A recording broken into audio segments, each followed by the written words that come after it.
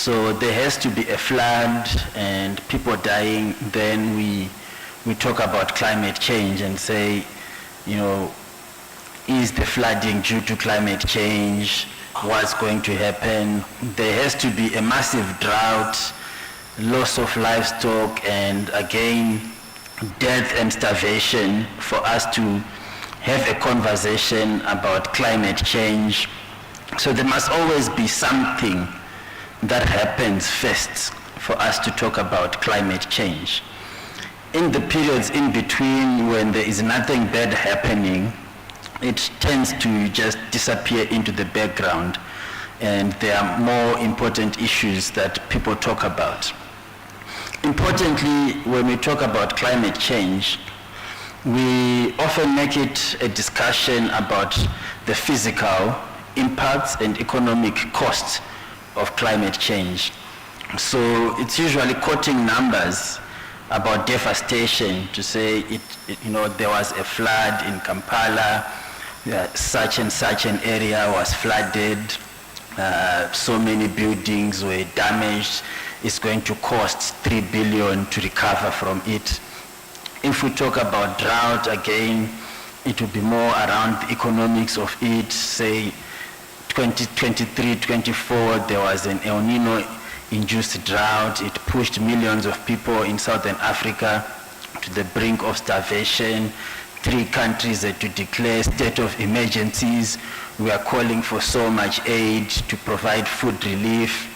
So it's always that conversation around the impacts of climate change, either being physical in terms of physical or built infrastructure that is damaged, or economic in terms of the costs of recovery, rebuilding, or relief that is needed.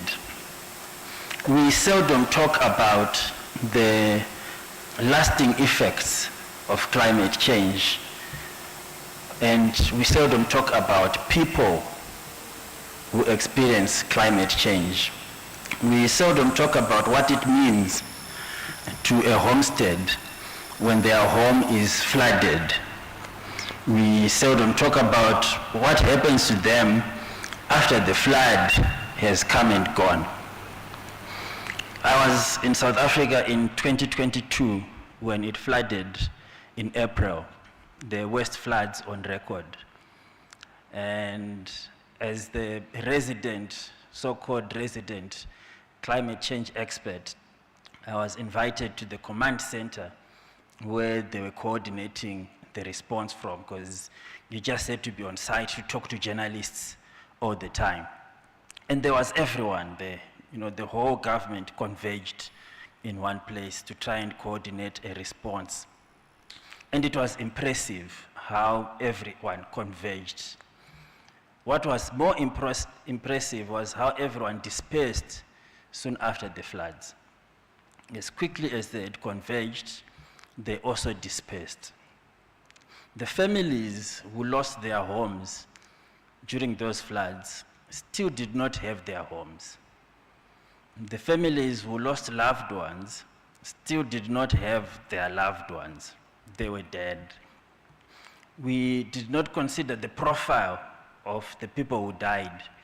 Were they breadwinners? Were they caregivers? Who were they? We didn't think about those things. We thought of providing emergency accommodation, where to house them. We thought of providing food packs to feed them, sanitary pads and those sort of things. But we didn't think about the people and their well-being. Were they okay? We never followed up to find out if they were okay in life, if they had recovered from the trauma of the floods, if their mental health was okay. We did not follow up on that. We did not follow up to understand the true impact of the event on them until a year later when it flooded again. And because of poverty, these same people had moved back into those same areas because they couldn't stay in the temporary accommodation forever. So eventually they had to find their way back to rebuilding their lives. And naturally, they went back into those very same areas, because those are the areas that are still vacant, where they can go in and settle. So when the next disaster came, it found them again, the same people. We seldom talk about the repeated exposure and impact. When we talk about droughts and things like that, we seldom think that what happens when a family has lost their cows and their crop has been decimated, and their plan was to eat some of that crop, sell some of it, pay school fees, buy food. What happens to the budget in that family? What sort of decisions are they then faced with in the aftermath? Choices around who goes to school, who doesn't go to school. Do we marry off our child so that we get some security? You know, there are significant gender implications with regards to that in the aftermath of these disasters. Here we are health experts, and we've been talking a lot about health in the last couple of days. And health is seldom mentioned in climate change. And I said it to Moffat the other time, that I've sat in many climate change discussions in the region, at a regional level. And I cannot remember a day when we talked about health. I really don't. We've talked about people going hungry. We've talked about impacts on jobs.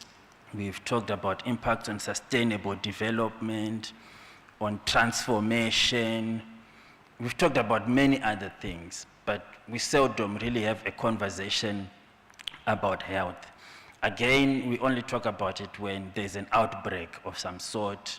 When there's a cholera outbreak, then we run in and we talk about cholera, the underlying causes driving those outbreaks and how they may be related to climate change. We seldom make those linkages in terms of how floods are impacting groundwater, are impacting pollution, about how rising temperatures are impacting transmission patterns and regions where diseases used to be and not used to be. We seldom have those conversations. And there's been a call recently to try and make health more visible in climate change, and to have more conversations about health in the context of climate change, and also to leverage climate finance to address issues of health. And I think health is central to human well-being and people. And the conversation about health has to be had in the context of people. It's a people subject, it's a people issue. It affects people in our entirety, our mental health, our physical health, and how we interact and engage as a community.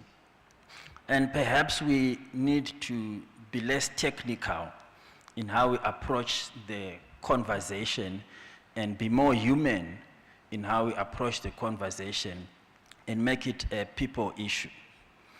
Politicians are about people and winning votes.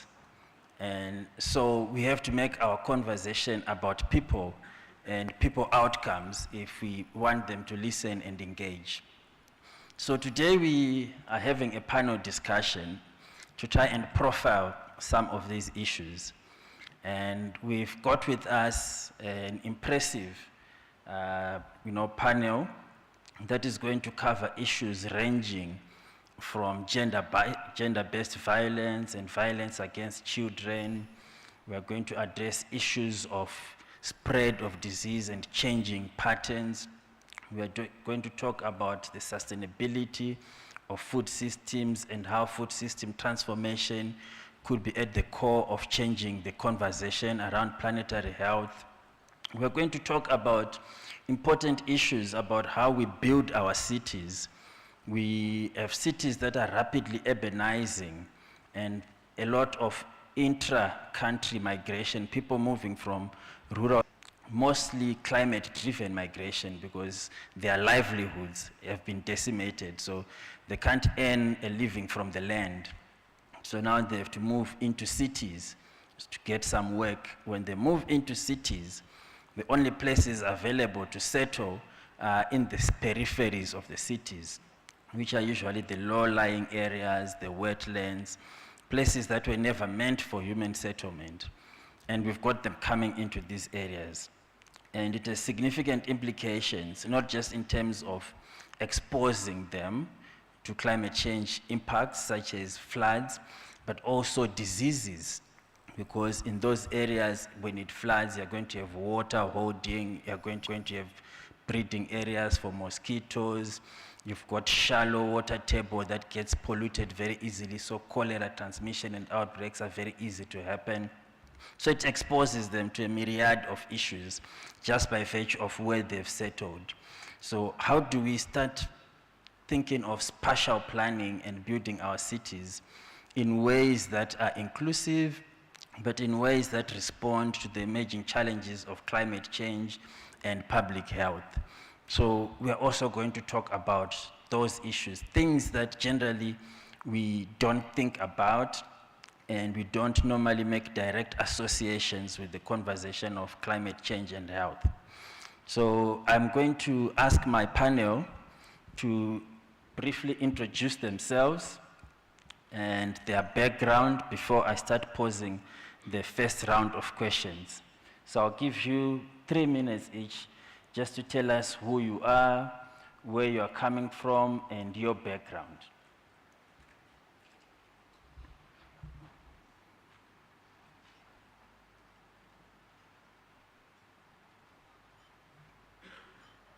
Maybe you need to come here. Oh, it's okay. Hello. Good morning, everyone. I am Zachary Ali. I work at the MRC unit in the Gambia at LSHTM. I work on the nutrition and planetary health theme.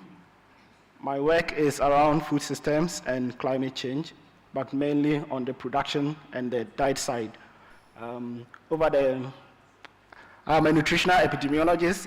Previously, I used to think about infant feeding, population diets, but over the last 7 years, I've been thinking about how the way we produce food and the kinds of foods that we choose to consume contributes to change and also the health of population. Down on health and climate change, this is a global consortium trying to assess how the different ways in which climate change affects our health, from implications to infectious diseases, adaptation strategies, mitigation strategies, and co-benefits to health, and also political engagements, because in all of this, we need political support to make lasting change.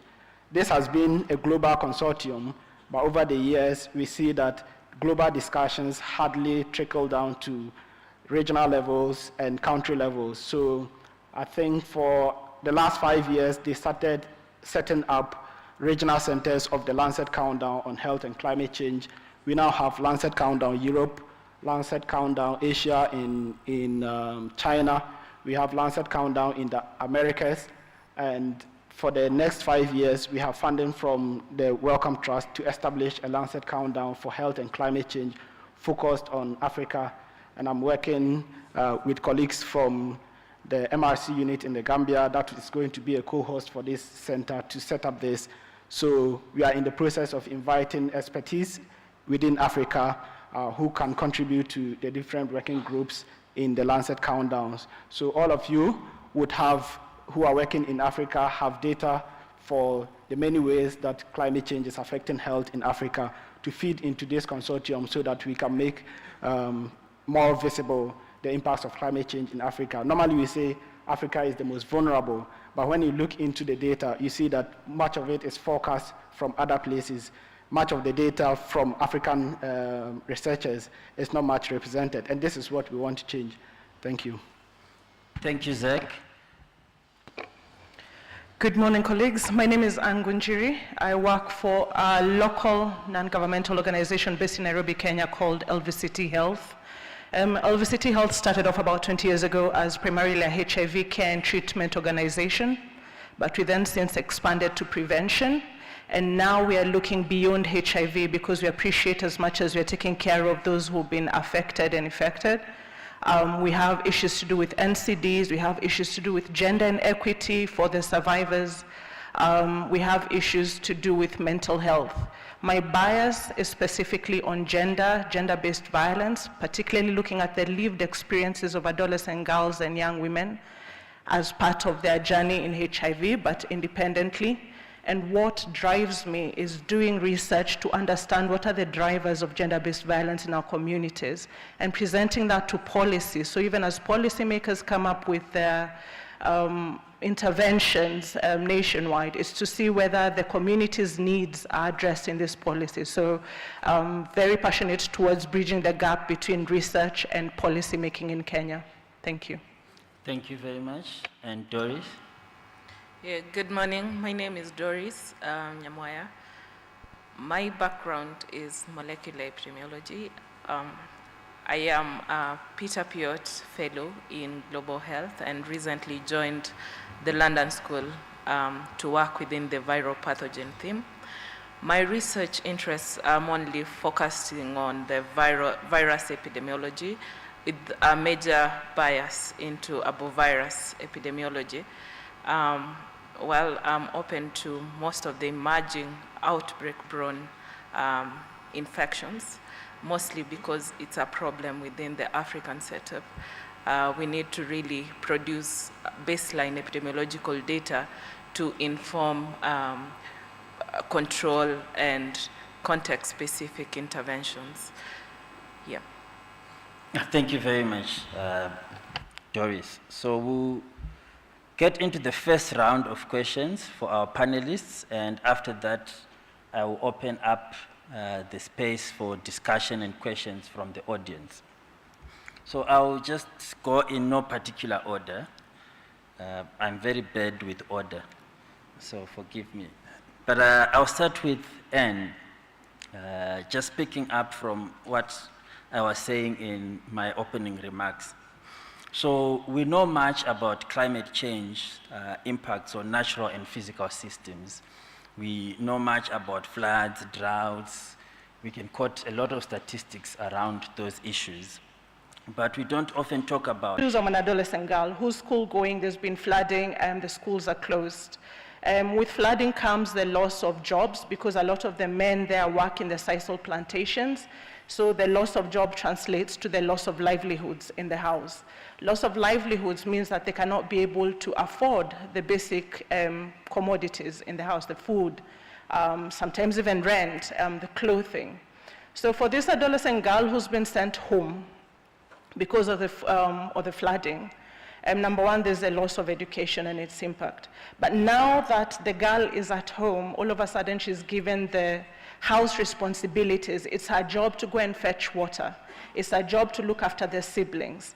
It's her job to earn an income as well because the parents now consider her as an extra mouth to feed. She's not in school, she's in the house. So what happens for these adolescent girls, and this is as told by them, their parents tell them, you're in the house, you're old enough to go out there and earn an income, get a salary. Normally in our primary schools, they get the dignity packs, the sanitary packs as you mentioned. This girl does not have this because the parents cannot be able to afford this.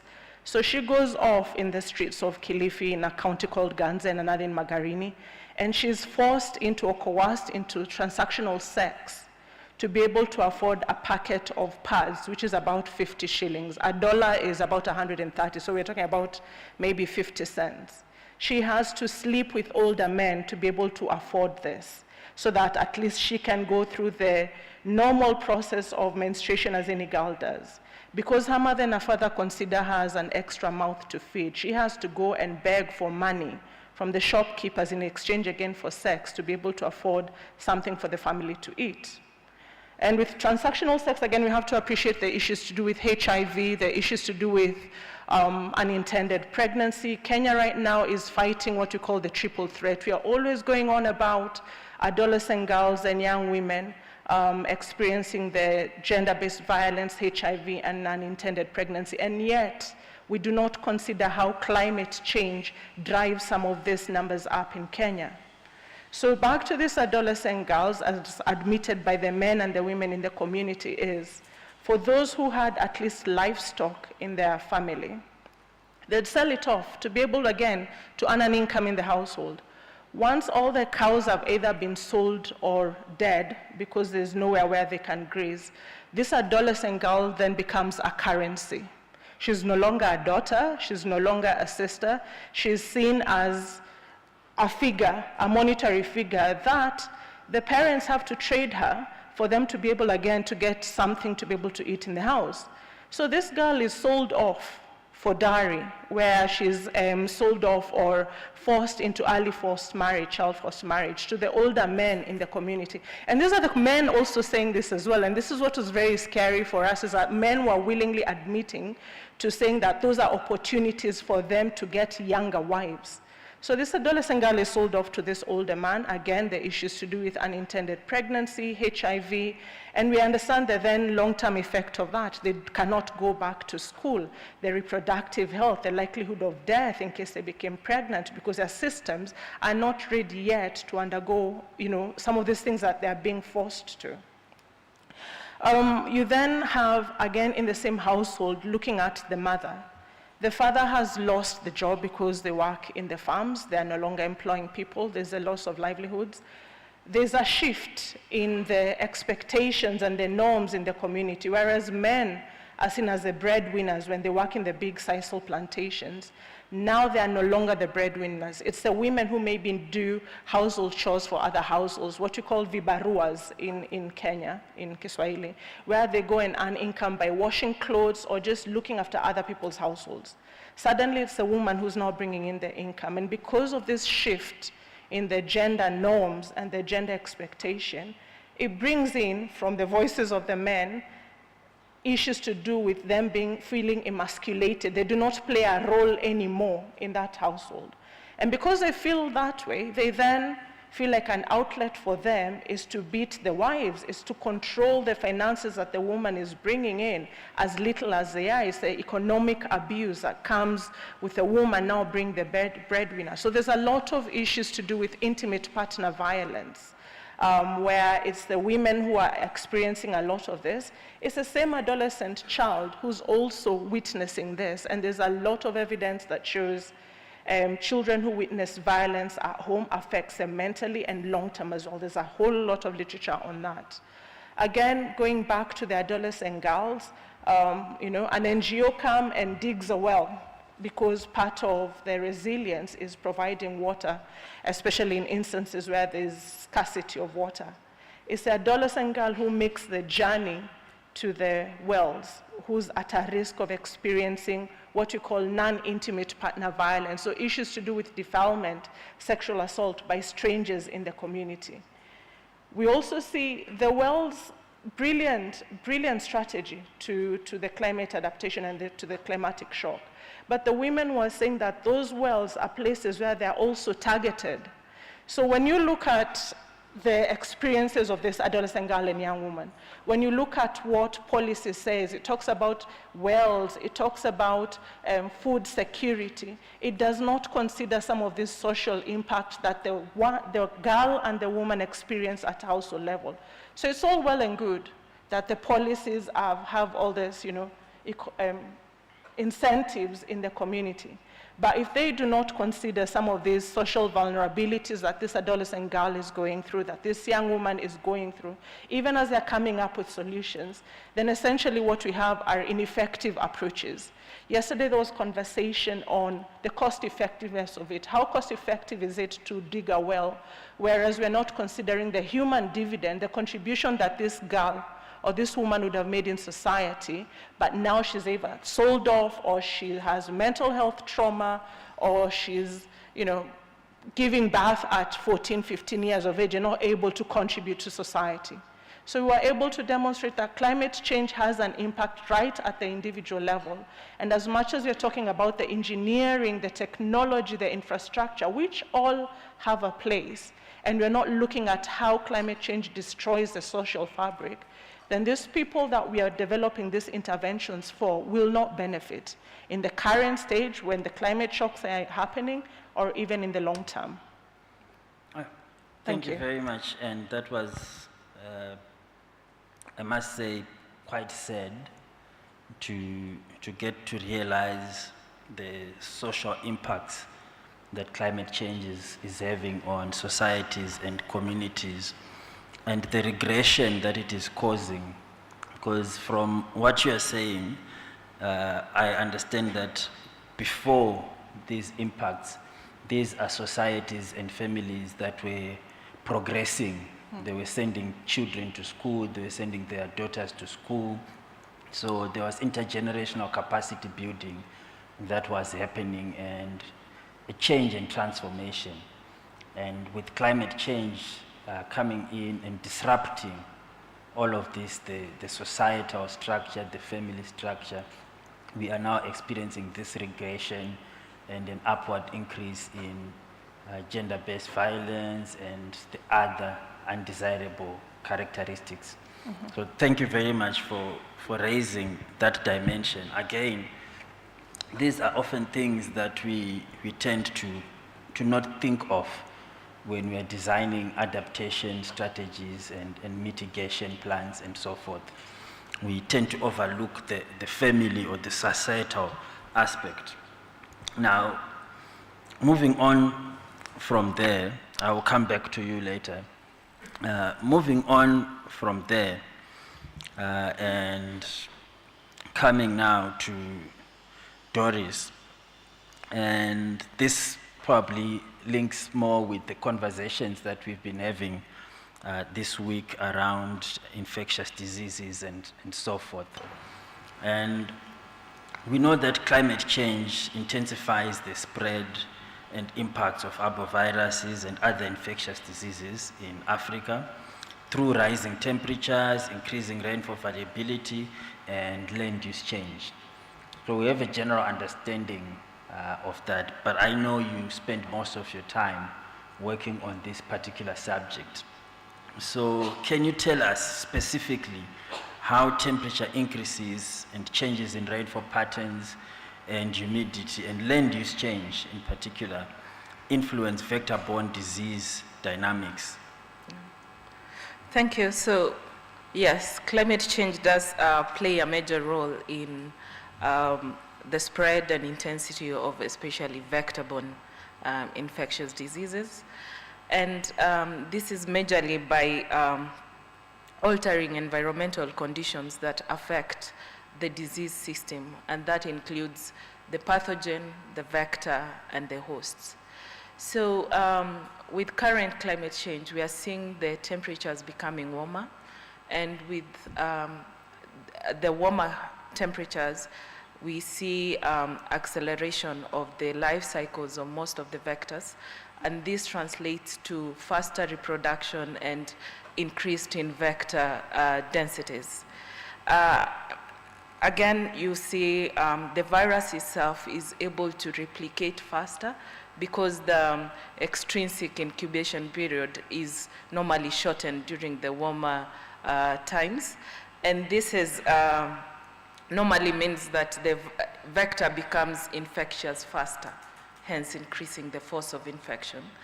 Again, we've seen vectors expanding into different, into niches that they were not observed before.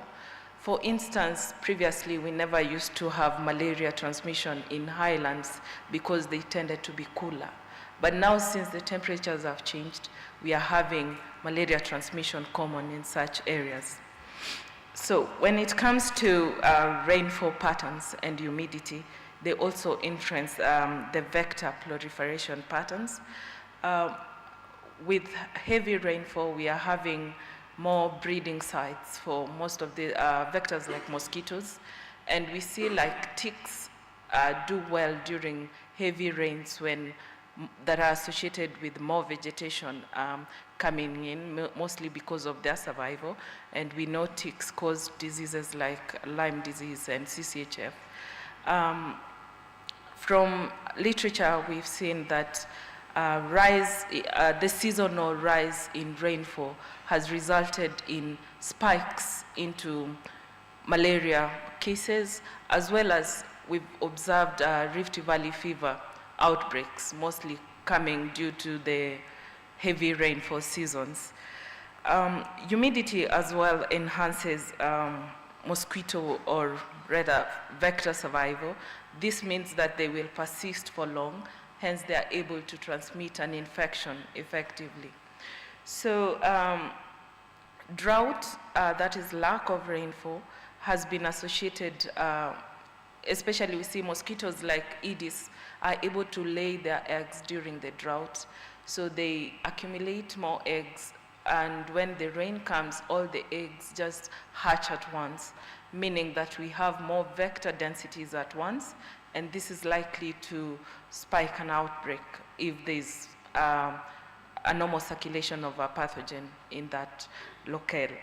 So we are looking at land use, changes in land use patterns. This is likely to disrupt ecosystems as well as altering the disease dynamics. So for instance, if you talk about deforestation for either agricultural purposes or settlement, it brings humans closer to this previously sylvatic cycles of some of these diseases, and hence encouraging spillovers of these diseases that previously circulated within the forest into the human population. And this is common to infections like chikungunya virus infection that previously was circulating within the sylvatic cycle among non-human primates and mosquitoes in the forest. But with the encroachment of these forests, we found the disease spilling over into humans, and having mosquito species that specifically, this is the Aedes aegypti and Aedes albopictus, which normally circulate within human settlements, and they are able to transmit the disease effectively. Then we have the disease now being maintained within the human population. Urbanization is another problem with land use change, where we have people changing places into densely populated areas, which could lead to poor drainage systems, poor waste management systems, and this creates breeding grounds for vectors like mosquitoes, and this accelerates spread of these diseases. Thank you very much for that analysis. Moving on to Zach, our third panelist. You mentioned that you are working on food systems and the countdown in Africa. We know for a fact that climate change is reshaping food systems with profound consequences for human and environmental health and well-being, particularly in Africa, which is a climate change hotspot. So why is Africa so vulnerable to these impacts on our food system? And secondly, how is the work that you are championing with the Lancet Countdown in Africa hopefully assisting with this? Thank you, Tafatsua. I think the food system is vulnerable to climate change, but the food system itself is not innocent to causing climate change. It might surprise some of you to know that the food system contributes a lot to greenhouse gas emissions. So in itself, it contributes in some way to climate change, which I'll come to. But for now, I will try to talk about some of the different ways in which food systems in Africa tend to be more vulnerable to climate change. I think the first one is the inadequate presence of early warning systems. I was listening to the news, and for most of the high-income countries, when a flood is coming, for about 3 days, it's already anticipated. There are warnings, people get text messages, people are evacuated, farmers know what to do. But it hardly happens here. We are there, it takes us by surprise, and then we struggle to respond. And this impacts farmers greatly, given that much of our food production in Africa and in most countries within the region are still small scale, and weather forecasts tend not to be very accurate So when some of these things come in terms of flooding or droughts, it takes these farmers by surprise, reducing yields and even crop failure. For example, between 2020 and 2023, the Horn of Africa experienced their worst drought ever for about 40 years. By the time the governments and people were beginning to get used to the drought, in early 2024, they were hit by rains, extreme rains to the extent that parts of Kenya were flooded and even it caused some deaths. So many African countries and especially vulnerable farmers tend to be in a state of constant response. You're either responding to this or that. And much of it is because we've not invested much in early warning systems. If we have early warning systems in place, then people will know what to do. I think the other one that affects the vulnerability of the food system is the gradual shift from crops that used to be more adaptable to our climate. In fact, Africa, most of Africa has not been very cold. Most of Africa is hot. So most of the crops that are grown in these areas, Tafazio, you've done a lot of work around indigenous crops that tend to do well in our climate, but they tend to be pushed away for a good reason. I give an example of the Gambia. Between the 1940s, 50s to the 60s, the Gambia used to be a millet. The staple of the Gambia used to be millet. And gradually it's been shifted to rice. And rice doesn't do very well in the places where millet used to do well. And as a result, over 80% of rice that is consumed in the country is imported. And if you entrust a large proportion of your food basket to imports, you are vulnerable in its way. So what we did in the Gambia was we traced the places where Gambia is importing its foods from and mapped their climate vulnerability. So Gambia is getting a lot of rice from India, and we see the vulnerability. So on the average, the country is getting food from countries that are themselves more climate vulnerable. The India example is interesting. I think it's not very apparent, but there's a lot of work done at the school looking at groundwater use and the depletion of groundwater for rice production and other production in India. So if in the future, India and other supplying countries are not able to produce enough to send to the Gambia and other African countries, they are going to prioritize their population. We saw what happened during COVID. Countries will prioritize either vaccines or food for their population before they export the excess. So the vulnerability for countries in terms of climate change and food systems is not only about the country immediately, but also where they outsource their food. I'm not saying that countries should be 100% food secure, should produce 100% of their foods. There are some essential foods, fruits and vegetables that do not do well in our continent, but they are needed for our nutrition, and we need to outsource them. But we need to think about where we are getting them and whether they are more stable and will be able to produce the foods we need in the future. Now I want to briefly talk about how the food system itself also impacts the environment or contributes to climate change. It might surprise you to know that the different food groups you put on your plate contribute differently to greenhouse gas emissions. And this has been a bigger debate in the global food system, especially given that animal source foods are the major drivers of greenhouse gas emissions. So 100 grams of beef, for example, produces more, is associated with more greenhouse gas emissions than an equivalent 100 grams of fruits and vegetables. And their consumption is also associated with some non-communicable diseases, as we heard in some presentations yesterday. So in 2019, the Lancet put up a commission that put together what we call the planetary health diet. What this commission essentially recommended was that there should be a drastic shift from animal source food consumption to plant-based diets. And they estimate that if we were to do this, we are going to prevent deaths from non-communicable diseases that are related to diet, and also reduce the greenhouse gas emissions that are associated with the food system.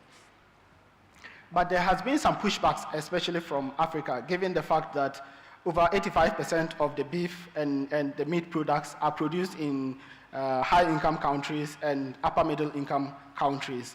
And they also consume much of it, over 75%.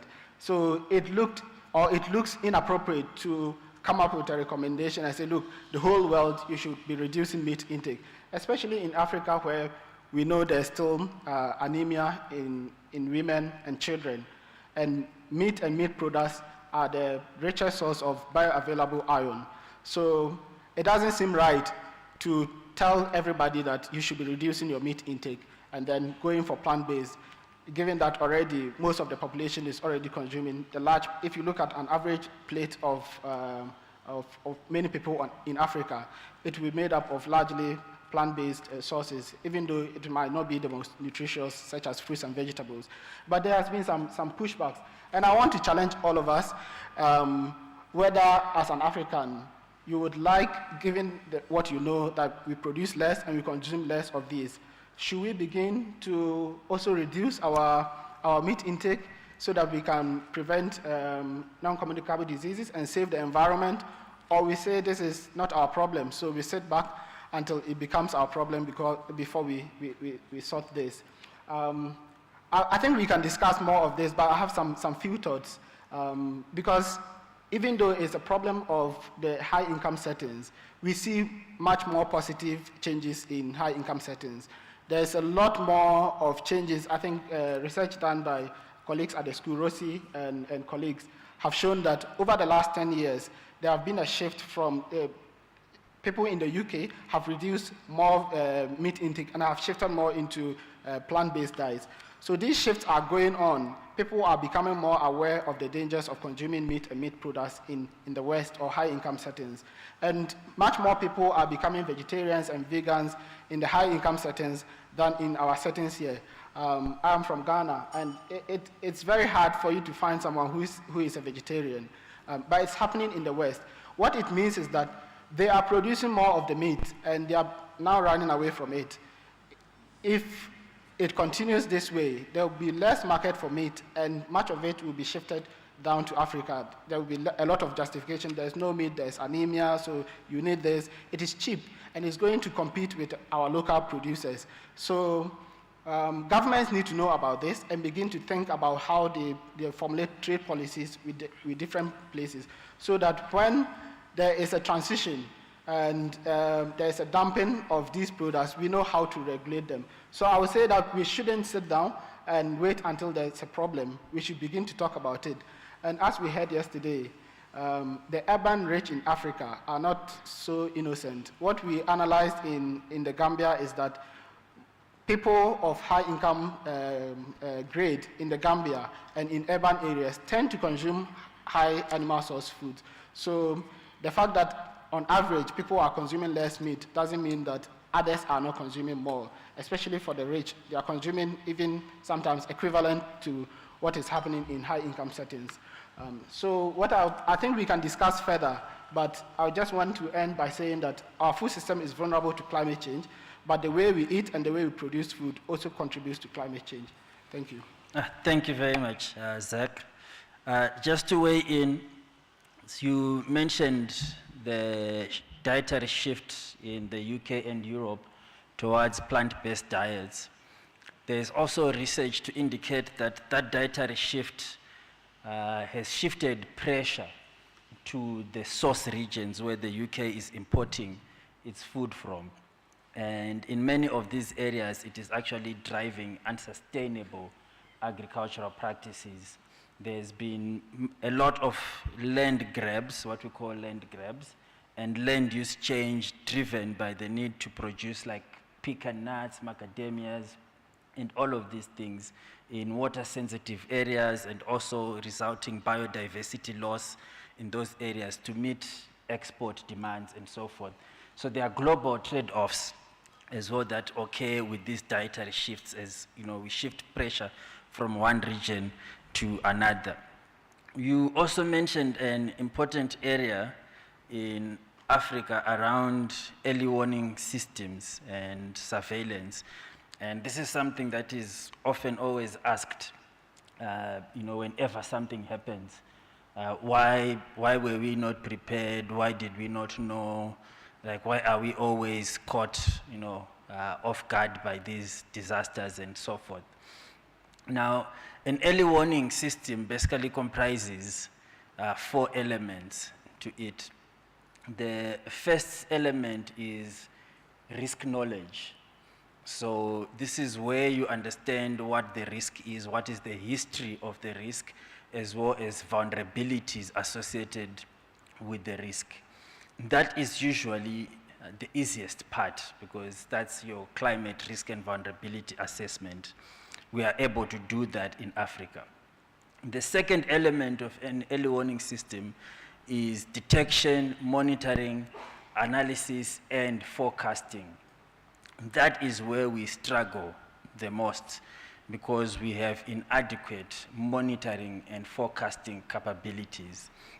In many instances, especially in the climate, the biophysical side of it, we have a declining network of hydrometeorological stations. So we don't have enough weather stations, we don't have enough stream flow gauges, so we don't have sufficient monitoring capabilities, and we do not have advanced enough modeling and forecasting capabilities. So we start struggling at the second element. The third element of early warning is then dissemination and communication. And there are clear guidelines set by the UNDRR on how warnings should be disseminated. And these guidelines include that warnings should be disseminated in local languages that people understand and in formats that people can engage with easily. And again, that is where we fail, because usually we don't translate the warnings. Most of our countries, especially in Africa, have a top-down approach to how warnings are disseminated, first from national government down to province, and then to district, and then possibly to ward level, to an MP. And at each of those levels, there is loss of information and lack of translation. So the communication capabilities, we also struggle in that regard. The fourth element of early warning is preparedness and response capabilities. And this is the question that then is always asked by the media. Why are we not always prepared? And there are different reasons for why we are not always prepared. Going back to the second element on monitoring, observation, and prediction.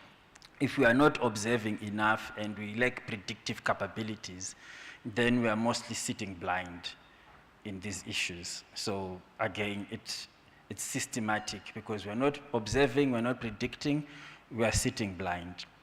We are communicating poorly and not timeously. So if you're communicating poorly and not timeously, there is not sufficient lead time for people to anticipate, prepare, and act proactively. So that's just in the early warning system space and surveillance, which is very important for diseases and health. Now I'm coming to the audience, and the panel raised a wide range of issues with regards to the social impacts of climate change, with regards to disease spread and intensity, and then Zach also came in to highlight the food system and our active participation, directly or indirectly. Now I'm opening the space for comments, suggestions, and any additional thoughts that we might be missing. I recognize 2 hands in that table. Oh, we've got a roving mic.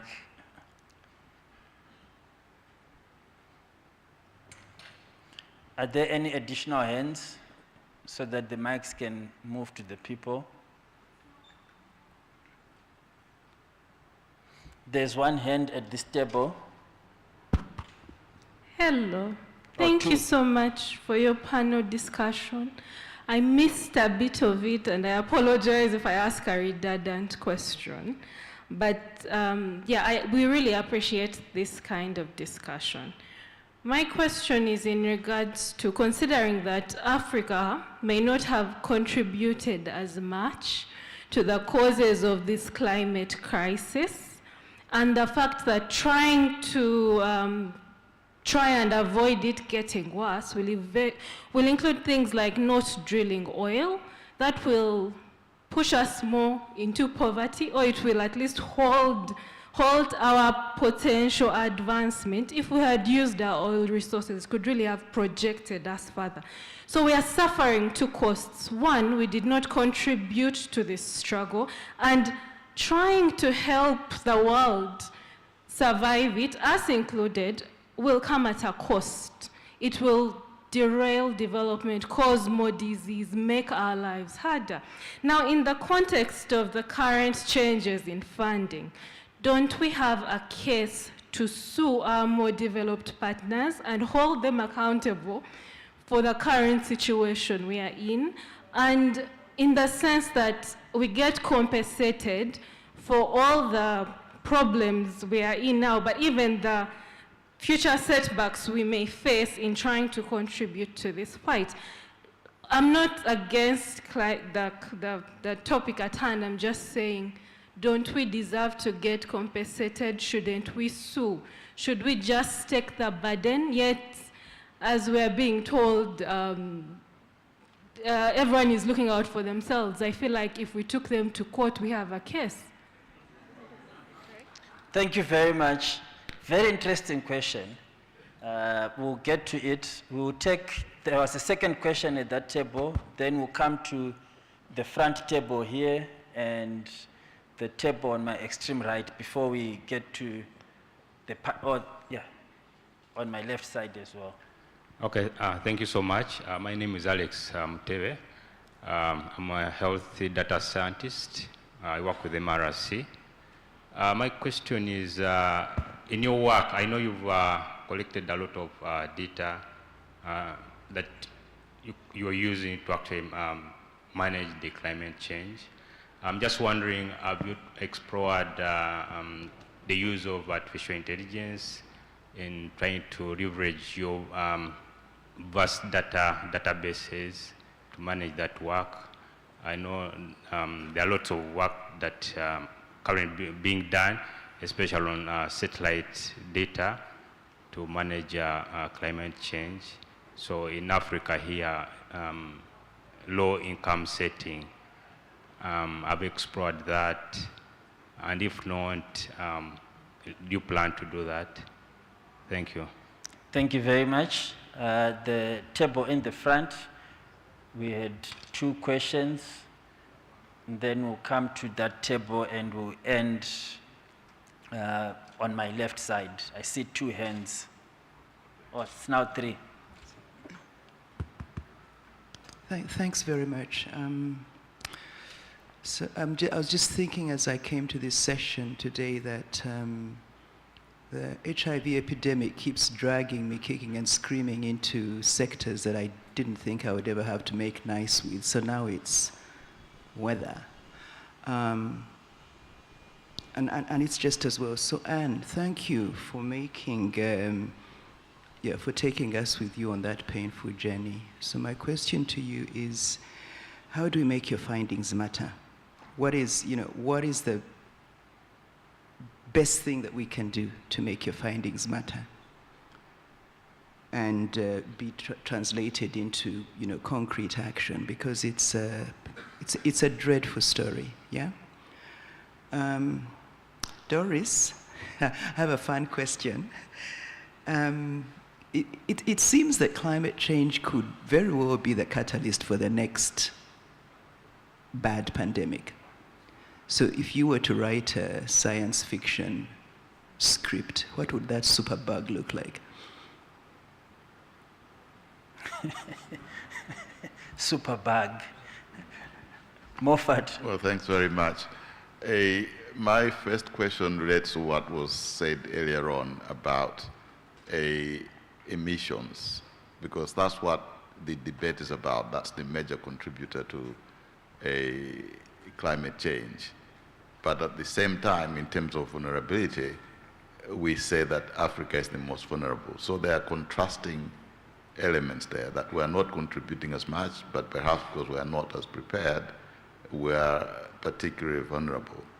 So instead of taking people to court, as was suggested earlier on, how can we change the narrative so that people, governments here, can take this seriously because of the vulnerability that the continent has, while also appreciating that emissions are particularly important. It's about how should the narrative be?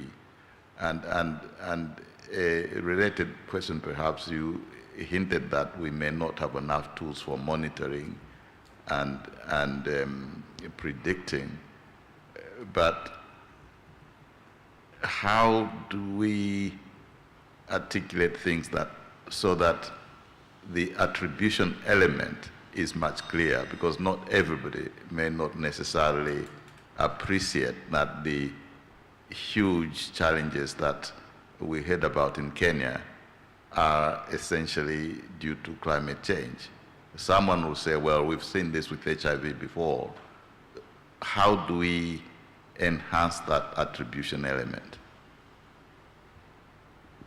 Thank you very much.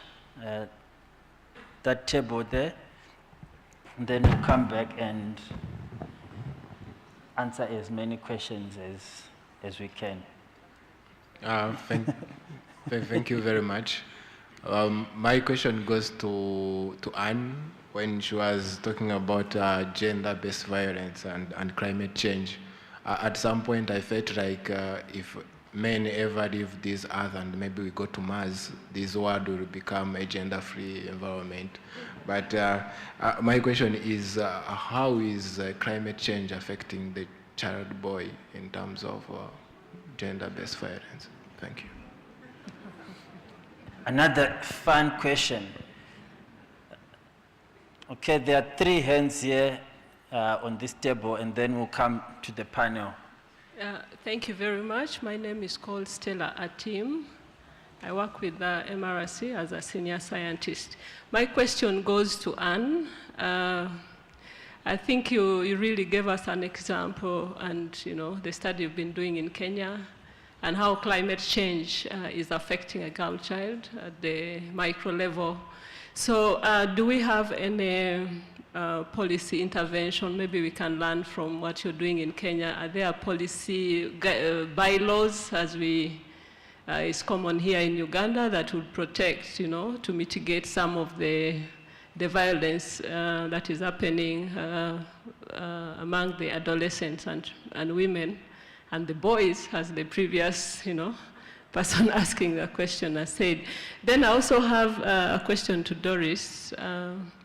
Doris, quite interesting. I was just curious, what is the role of animals, both domestic and wild animals, in terms of the vectors, borne diseases, and specifically also population? And because we are having evidence of invasive species, change in biodiversity in some of these areas. So what is the role of those ones in relation to the vector-borne diseases? Okay, and then maybe also just one comment. I think just to bring maybe some of the examples and the point home back here in Uganda. We actually have a very interesting scenario. We have a place which is called the animal corridor, where elephants actually freely move in between Kenya and Uganda. And when they come along, actually they come with the tsetse flies, and that's the time when the farmers are very desperate, both because tsetse fly causes sleeping sickness in humans, but also in animals it causes nagana.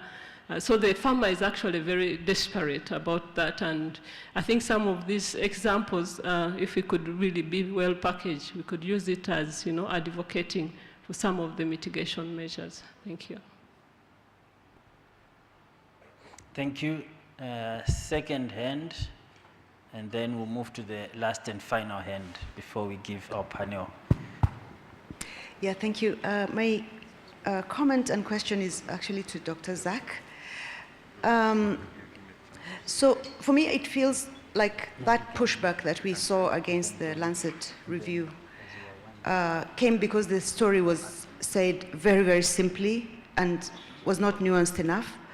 Because I feel like if if I eat a local chicken in my country, for instance, in Kenya, and somebody else buys like a vegetarian or vegan burger or steak in another country, like in America, and yet the ingredients have been flown around the world.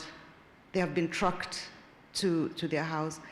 They've been made in a big factory that has been producing a lot of emissions and so on. I don't know who is fooling who, right? Who is more climate friendly in that equation? So I feel like we need to tell the complete story, and also we need to actually eat actual vegetables rather than, the mimicking of foods that a burger, for instance, that is now a vegetable. Instead of that mimicking, because then that actually is leading to more emissions, if you ask me. So I think we need to tell people about the whole life cycle analysis, and if that vegan product is actually climate friendly, or you're better off having something local that is locally available, even if it's a piece of meat, and ethically and well produced. Thank you.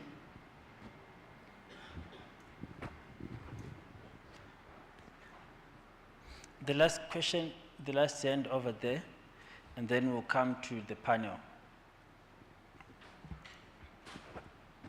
Yes, thank you for the presentations, for opening our eyes on the different effects of climate change in the different perspectives. However, I'm sure that communities are part of this climate change that we're experiencing. I'm just wondering how they have been engaged to mitigate and adapt to the different systems where we can be able to revert the effects of climate change in our communities. And how are we engaging the people, the policy makers, on coming up with some of these policies and guidelines that we need at this time to revert the effects of climate change? Thank you. Thank you very much.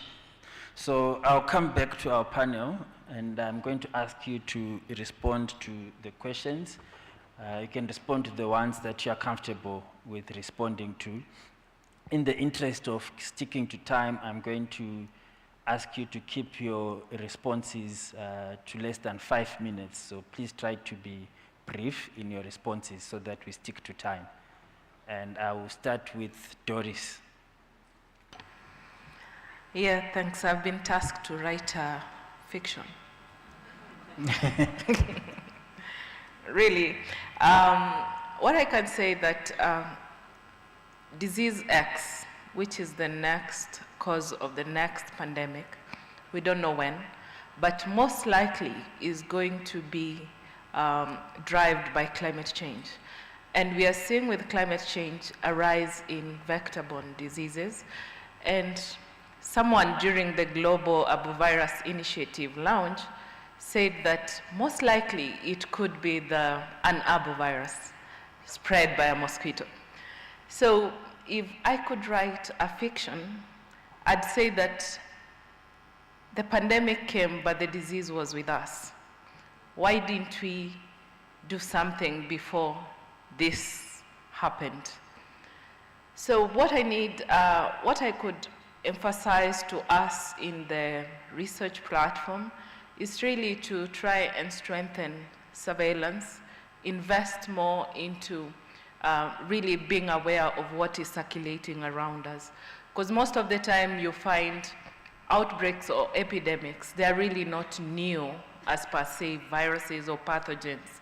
There are viruses or pathogens that have been with us, but since we don't know the burden associated, then we don't go ahead to monitor or control them. So we need to have a system where all pathogens really are kept check or monitored. The next question was from Stella about the invasive species. I'd like to give an example of my favorite pathogen, chikungunya. During an outbreak in 2004 when it re-emerged in Reunion Islands, before then it used to be spread only by Aedes aegypti mosquitoes, but it underwent a mutation and it adopted Aedes albopictus. Aedes albopictus mosquito is quite aggressive, and it actually can be able to survive in temperate regions. And because of this adoption, we see chikungunya outbreak spreading even into the American continent and causing a more devastating epidemic, since most of the individuals or inhabitants in those regions were immunologically naive.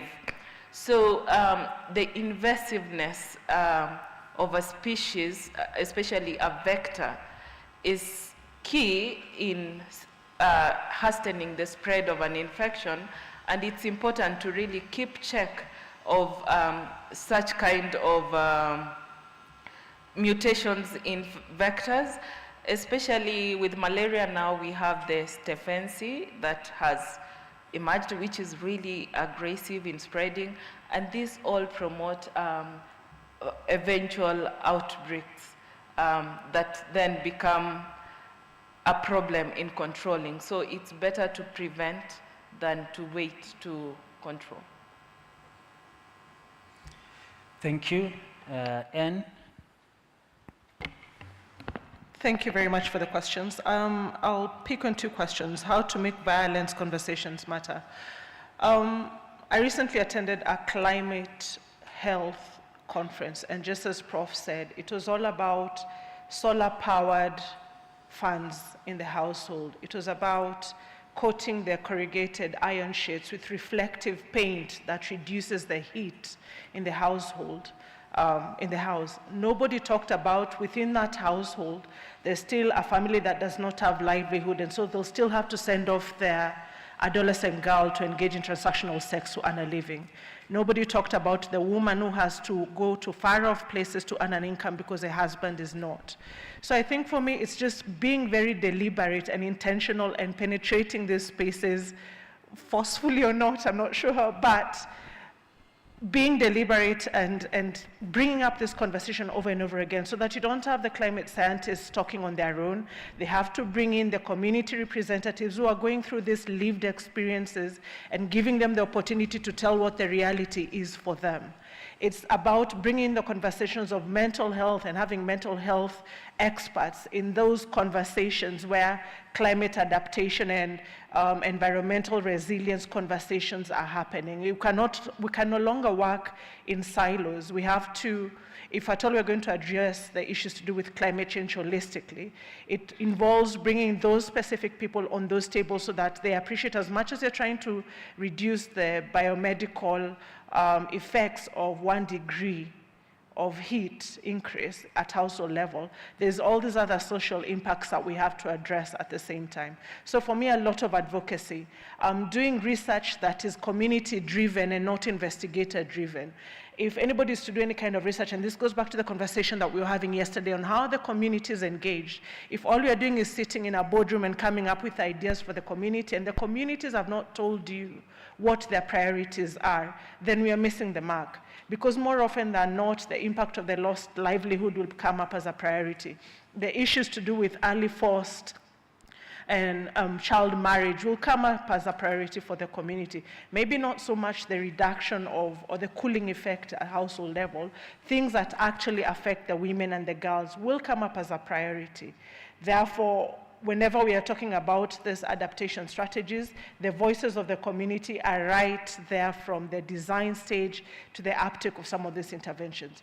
When it comes to policy, at least from what we've done at LSHTM Health, unfortunately, Kenya is not the example, a good example of it, because when you looked at our policies, they're all gender blind, meaning they have this one-size-fits-all interventions within it.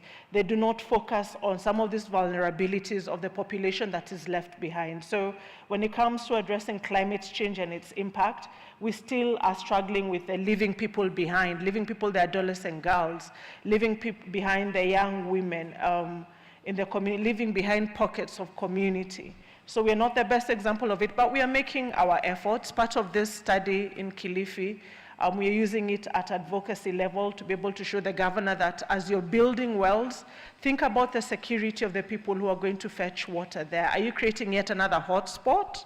Or are you also considering what effort it takes to go and fetch water there? When you're distributing food, are you thinking of education incentives so that even as the schools have closed down, girls can still be able to access sanitary packs so that they're not, engaging in transactional sex and risking their reproductive health? So these are conversations that are still happening, and hopefully in the next months, we'll try and see how best we have progress when it comes to the evidence-based policymaking in addressing the social impact and climate change together.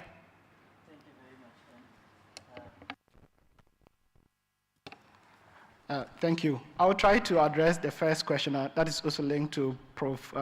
Moffat's question. I think there's been some precedents with suing governments. I don't know whether it's Norway or Sweden, where a group of women took their government to the European Court, demanding that they've not lived to their promises on dealing with climate change, and they actually won. I don't know how much money they won and how much that is going to change the government's trajectory. But African governments have not taken that approach. There's what we call the Conference of Parties, the COPs that we attend every year, and there's an African group of negotiators that try to negotiate for some of these. And for, I think, about 20 years now, we've been pushing for the 100 billion per year for adaptation. So much of these funds has been, okay, we need money to adapt, and 100 billion, and it started very small, but between 2023 and 2024, the investments actually got to that 100 billion. So there's some changes, even without this taking people to court. And we know these days, countries can just ignore the court. Even the International Criminal Court, they choose to go by it or not. So I don't think going to court is the best. But when the atmosphere is good enough and people trust and are willing to obey by the courts, we can actually take them to court, because it's a bit emotional to think that the biggest emitters are not paying much. I think there's another platform, the loss and damage funds, that has been requested by a group of countries, the small island developing countries or states. They've been pushing that they are very vulnerable and they need a loss and damage. So when there's a flood, the biggest emitters are supposed to pay for the loss and damage associated with that. So that's also being negotiated. And I think it shouldn't be limited to only the states, even though Kenya is not part of the states. But if there's a massive flood, I think the biggest emitters should be able to pay part of that. There's now a new one from COP29 and going into COP30. They have what they call the new quantified goal on climate finance. Because this 100 billion, I think I said that we reached, much of these funds are not coming as grants, it's coming as loans. So even though they are giving you, you have to pay it in at some point. So this is not very good. And that's why they want to now push for this money to come as grants. There's also an avenue from the Green Climate Fund. This is a pool of money that is sitting somewhere that countries can request towards adaptation or any other priorities. But we see that it has to be you have to submit some proposal. And most of the times it's Kenya, South Africa, and a few countries that have the structures in place to be able to get these funds. Some of the most vulnerable countries do not have the internal structures to be able to submit to it and get these funds. So part of the work we are doing at the Lancet Countdown is try to highlight some of these and try to engage with policymakers and say, this is a vulnerable country, they don't have these structures in place. Can you learn from South Africa how they did it to get this money? Can you learn from Kenya how they did it to get this money, so that they can access these funds? So there are funds there, there are commitments, but we need to keep on pushing. Prof. Moffat also mentioned about attribution. I think it's very important. When we talk about climate change, sometimes the reason people don't take as serious is they are doubtful. They are like, okay, this has been happening. We've been seeing floods over and over. But there's a way we assess what contributes to climate change, especially in the weather differences. Normally we take the changes within the last 30 or 20 years compared to to now, and we can say that this is likely due to climate change. But for some specific aspects, we still need more research on attribution to be able to pinpoint some events to climate change. So this is why we are in this space, and we need everybody, people to go into this space and to bring the evidence. I would like to comment to the more specific comment that came to me from my colleague, that the EAT Lancet was not very nuanced. It's true. Foods have, depending on where the food has come from, if it's even consumed in Uganda, it could have a bigger carbon footprint than what is consumed even in the UK if it is produced locally and it has a shorter chain. So the discussion needs to be more nuanced, and I think this is why they are convening the EAT Lancet 2.0. So later this year, they are going to publish a new set of recommendations, and I think from all the pushbacks, these new recommendations are going to take into consideration maybe regional recommendations instead of a global blanket recommendation. And I also like your point about these ultra-processed alternatives. We now have meat replacers, plant-based burgers and the like, lab-grown meat. So it's like people are saying they are vegetarians, but they still want to have a taste of beef. And the way they want to have beef without eating actual beef is they go into these meat replacers. And these are highly ultra-processed, and they are just coming into the market. I heard in the news, in the BBC news, that they have plant-based meat, I think plant-based meat for dog as dog food. And they are hoping that in the future, they are trying to study what happens to the dogs. And if it's good for the dogs, it might be good for us too. So these are things that are coming up. They are ultra-processed, and we know the impact of ultra-processed foods on our health. And because they are plant-based replacers, people tend to go to them. But I think people need to be a bit careful. We need to see how it impacts our health. And they are not actually, they are not necessarily the most climate friendly. So we should be careful how we push people into the plant-based space. Thanks. Yeah.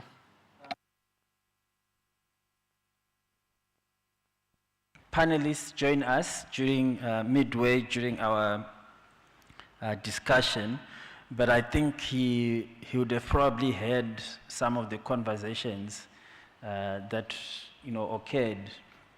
There was a lot of talk around planning, human settlements, the intersectionality of climate change, spatial planning and design, and the spread of diseases under climate change. And there's the thinking that is particularly concerning in Africa, because we have this rapid and mostly unplanned urbanization that is happening almost all across Africa. We've got these peri-urban and informal settlements that are rapidly expanding, and cities or local governments struggling to provide basic services, water, sanitation, and hygiene in these areas, and these areas also being prone to issues, frequent outbreaks of diseases, waterborne diseases, and so forth. So we are interested to find out from you, maybe before you answer my question, you can briefly introduce yourself to the group and then answer the question. But the question that I would have liked to pose to you is, how can we design climate sensitive and health sensitive urban or human settlements?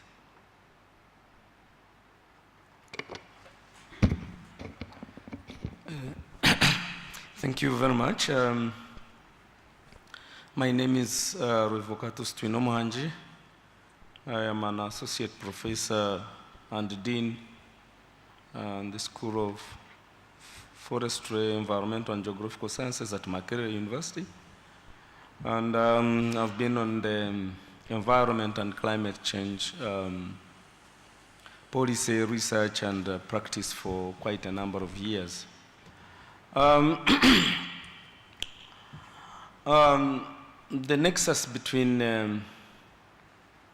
urbanization, climate change, and health is quite an interesting one. First of all, we need to know that currently, globally, about 56% of the population is in cities, and cities are just one portion of this planet. So you have a lot of concentration of people in the cities, and quite a number of things happen.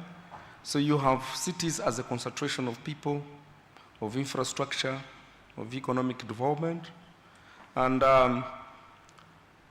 so with this conglomeration of people, diseases tend to spread very quickly and intensify within quite a short time. So for me, the real issue is how can we design cities taking into account the problem of climate change and how it influences health. So first, when you have urbanization, you tend to have elimination of nature. So you have an artificial landscape. So all the nature, the vegetation, and biodiversity that you have in these areas is eliminated. And yet we know that nature is a very important issue in terms of resilience to diseases and other disasters. So because you have eliminated nature, you have eliminated forests, vegetation, green spaces, and replaced it with a built-up environment or infrastructure. So you tend to have problems of flooding. You have problems of a heat island effect because cities tend to be hotter than the surrounding areas. And because of this, you have a number of diseases that come about, like respiratory diseases, diseases that take advantage of older people, say heat stress. And you have a lot, I talked about flooding, which is a big problem. So what do we have to do? One, we have to think about nature within cities. So design cities incorporating nature-based solutions and green infrastructure, issues to do with restoration of wetlands, urban forests, issues to do with green corridors, and all the like. And why? Because diseases like malaria, the mosquitoes take advantage of increasing temperature. So if you have a heat island effect, you'll have more mosquitoes. So by having vegetation in the cities, you tend to cool these cities. They will be cooler, but also you eliminate areas where these mosquitoes can be able to breed. The second issue that I can talk about is that these green infrastructures of vegetation improve air quality. So they absorb the pollutants, they absorb the carbon emissions that also cause climate change and improve, bring about healthy outcomes. The other issue is building climate resilient infrastructures. So for example, if you're constructing roads or energy infrastructure, if you're constructing buildings, you take into account the current and future effects of climate change in terms of storms or flooding. Maybe they can be raised. So by having climate resilient infrastructures, then you will have better health outcomes.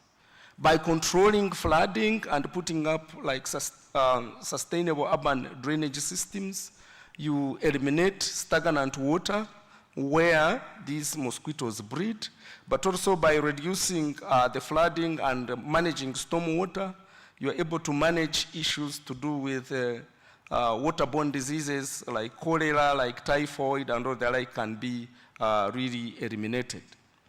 The other issue is to plan cities by really separating like industrial areas and residential areas, and in the middle you put in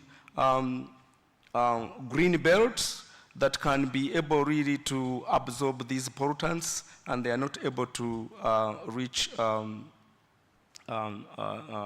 population. The other issue is the design of infrastructure, for example, and transport, because now with urbanization and in our cities in Africa, we lack public transport, and you have a rise in vehicles that bring about emissions and pollutions that relate to climate change. So by encouraging non-motorized transport, like cycling lanes, pedestrian walkways, but also encouraging public transport, like buses, but also integrating them with e-mobility, like electric buses and electric vehicles, have quite a number of climate and health benefits. But also, when you have people walking, active transportation, they are also healthy. And when you are healthy, you are immune. It builds immunity, so that when some of these diseases attack, you already have some bit of immunity. I could talk about many things, but the most important is that cities are both causes of climate change, but they are also victims of climate change. They are causes of climate change in that they are the main sources of greenhouse gases that are responsible for global warming and climate change. They are victims of climate change because of the concentration of people and infrastructure. A lot of economy and GDP is in these cities, so that when the disaster strike, you have a lot of loss in terms of human life, in terms of health, in terms of infrastructure that you have designed to last for a very long time. Maybe you have built up a road to last 30 years, but it is damaged or destroyed within 5 years. Thank you. Thank you very much for that addition. We are getting a time up notice, so I'm going to bring our session to an end. As I bring it to an end, I would like to just raise a few key points that have emerged from the panelists, as well as the questions that were raised from the floor.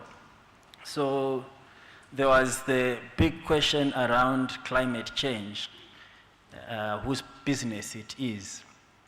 Africa contributes about 3 to 4% of global greenhouse emissions. The US, China, and Europe combined account for more than 50% of those emissions. And that has always been a central part of Africa's political argument at the UNFCCC, to say that we are not the cause or the trouble causers of this climate change.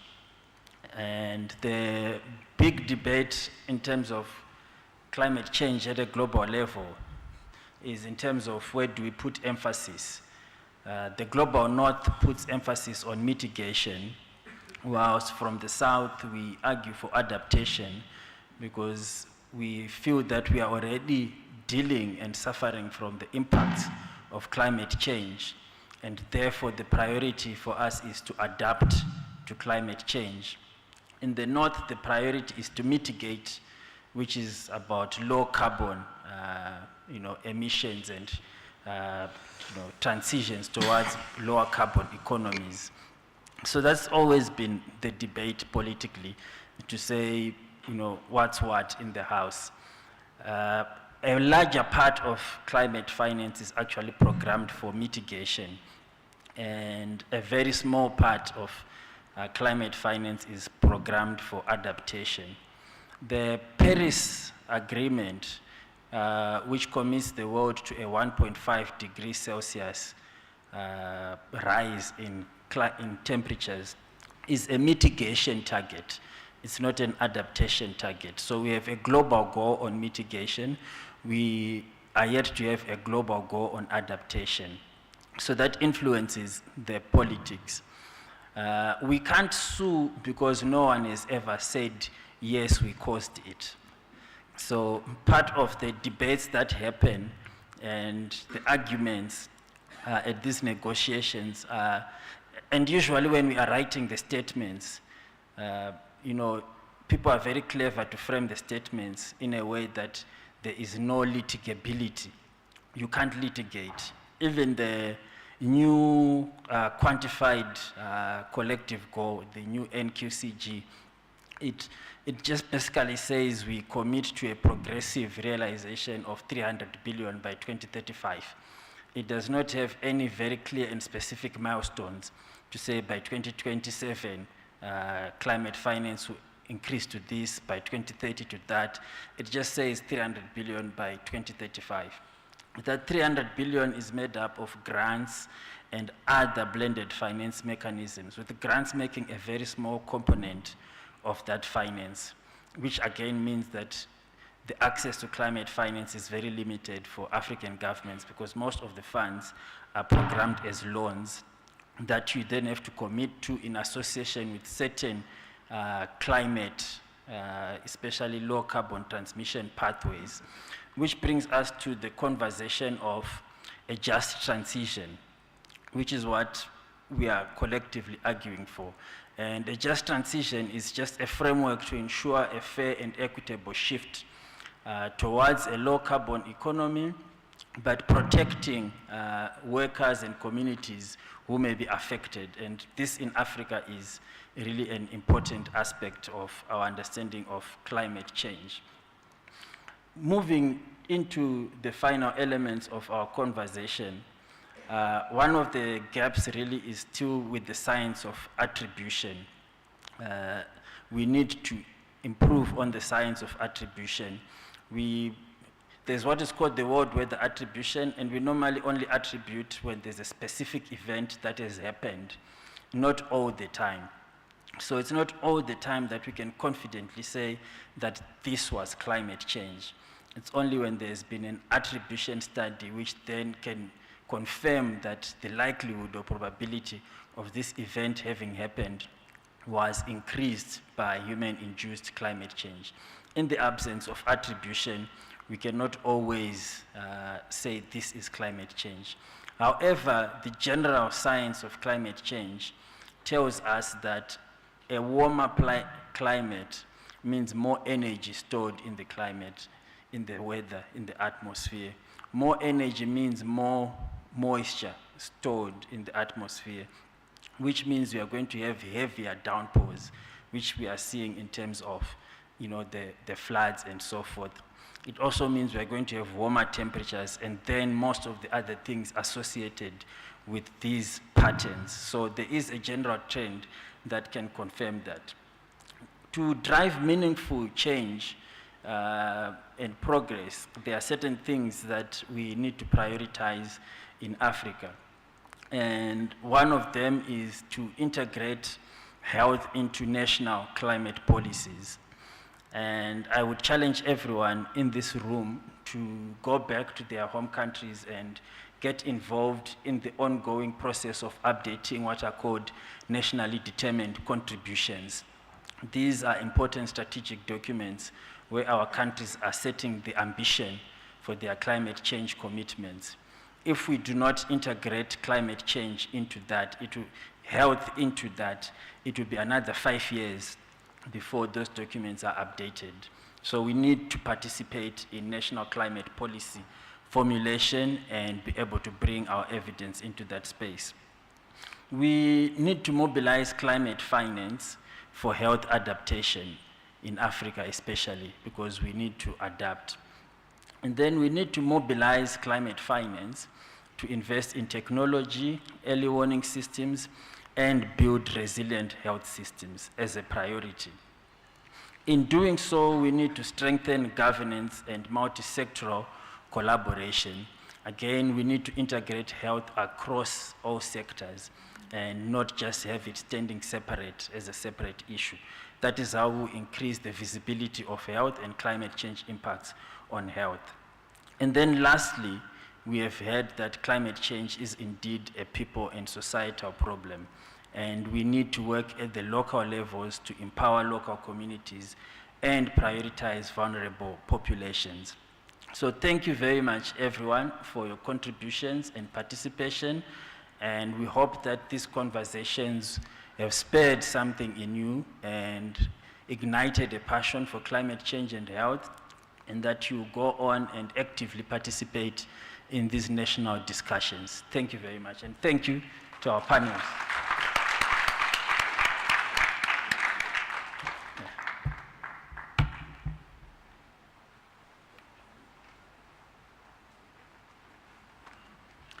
Thank you so much, Professor Tafazwa, and thank you so much to each of the panelists. A very enlightening session.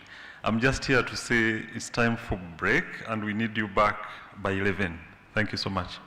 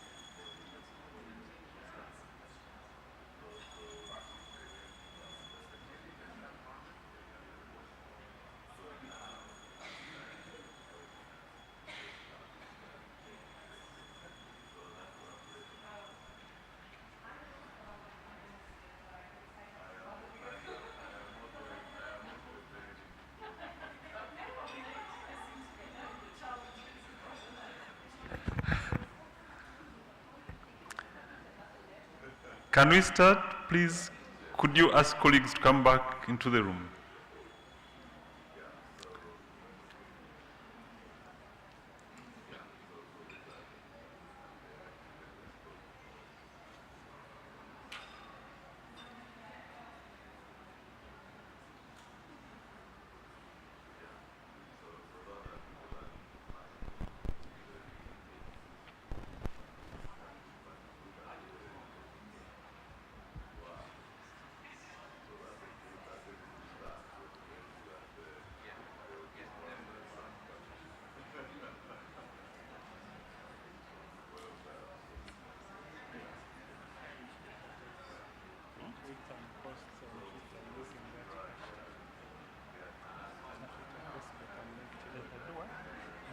Them to post on social media using that hashtag. Okay, I think I'm going to invite Professor Allison, who is the chair of the next session on opportunities and challenges of funding research in Africa. Allison, please.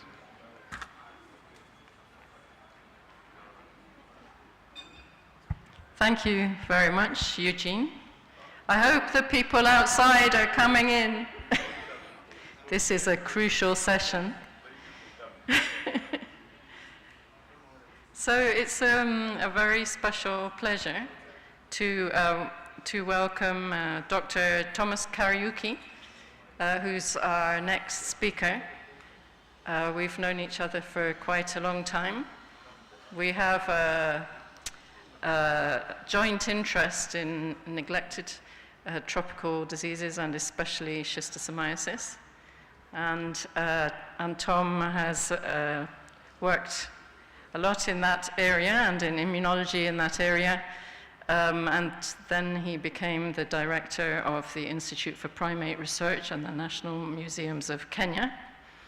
And then he changed into a more regional and continent-wide role with the Alliance for Accelerating Science in Africa, and many of you will have been connected with this through the Deltas program that was originally funded and has been primarily funded by the Wellcome Trust.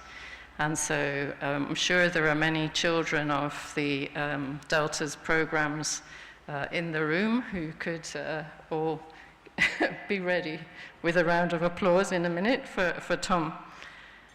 He's now the Chief Executive Officer of the Science for Africa Foundation. He's a Fellow of the African Academy of Sciences, and he is a holder of the Presidential Honor of the Grand Order of Warrior of Kenya for scientific leadership and public service.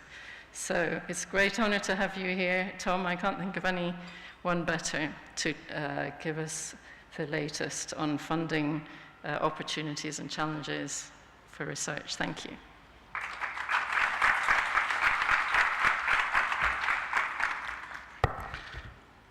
Thank you, Edison. I don't usually get all that kind of introduction, but thank you.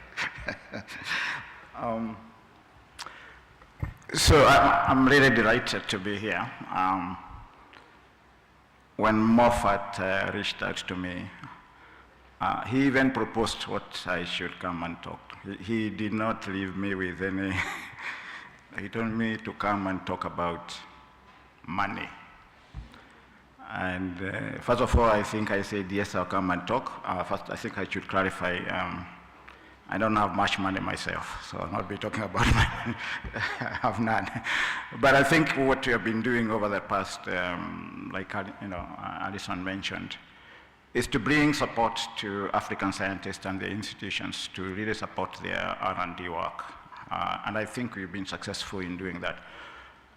Like Alison mentioned, we started in 2014 working with partnerships with Wellcome and FCDO and the AUDA NEPAD. We all sat together as partnerships and created a platform for supporting funding organizations and brilliant people like yourselves and all the children of the various programs that have come on board over the years. So a lot of work then has been done since. So after a period of incubation at the African Academy of Sciences, and you heard Alison mention the ISA platform, which was funding before, we then transitioned and became an independent organization that I lead based in Nairobi. So I'm going to tell you a little bit about ourselves before I get into the money issues. Somebody mentioned about, during that panel, it's about money, but it was about loans. But I have to clarify, I'm not here to seek about loans and interest on loans that needs to be repaid back. So it's more about the grants that, that we were able to provide. So who are we? Well, the Science for Africa Foundation, so we are a Pan-African organization. We are non-profit. We are a public charitable organization. That's important. Not private organization, but public charity. And we were created to support, to fund, to strengthen all of the things that needs to happen to drive science and innovation in Africa. So we very strongly believe that at the center of delivering and overcoming some of the socio-economic issues that we have on the continent, at the center of that needs to have a lot of science and research and innovation at it. So we have a vision that is clear that we want to be a leader in strengthening Africa and its science. And of course, we are anchored also in the challenges of the global, including the geopolitics that we are currently going through. And so we want to strengthen the science, innovation, ecosystems. We want to be seen to be responsive to the sustainable challenges, developmental challenges. And hopefully, collectively, we can all see what will 10 years, 20 years, 30 years look like in terms of how we impact lives through science. Now, the opportunities we have goes into all the areas of the kind of work you do. I think the last day or two I've been here. The span of everything has been presented here, and discovery sciences, the transitional aspect, all the way to implementation and policy. And we do that because, we have our thematic areas, and again, they have featured here. So health has been probably the biggest area of grants going to. How we secure global public health security and everything that comes with that. More recently, climate and environment, so climate change adaptation, mitigation, how to build resilience with communities, that's part of the discussions and some of the priorities we have. And then agriculture, and agriculture is not trying to do everything in agriculture. It's really to focus on some of the areas that can lead to better food security and increased productivity, whether it is creating new varieties or supporting discovery aspect from the very early on that can drive eventually to precision agriculture, if that's where we are moving. But it is really to think this as all interconnected. So it's transdisciplinary to ensure that, beyond those three thematic areas, there is social sciences, there is humanities and art, science, communication, community engagement. All of that then informs this interconnectedness that we are trying to support. So what is our core business in all of this? Now, first, we prioritize. So, we do that by asking very basic questions. So what are the identifiable challenges and gaps that are solvable through R&D? Not everything can be solved by R&D, but we all strive collectively to try and do that. We then move into the design phase. So we design programs that's driven by the structures we need to put together, or the systems, or the policies, so that eventually we are able to say what we have designed can actually give us the confidence it can get into impact eventually. Money is always at the center of everything. So the question is always about how much money is enough to make change. And then we look at oversight. What are the best of class metrics can we apply so that we provide assurance to our partners whether it's grantees or whether it is our international funding partners and the institutions that we work with. A little bit about each of these areas.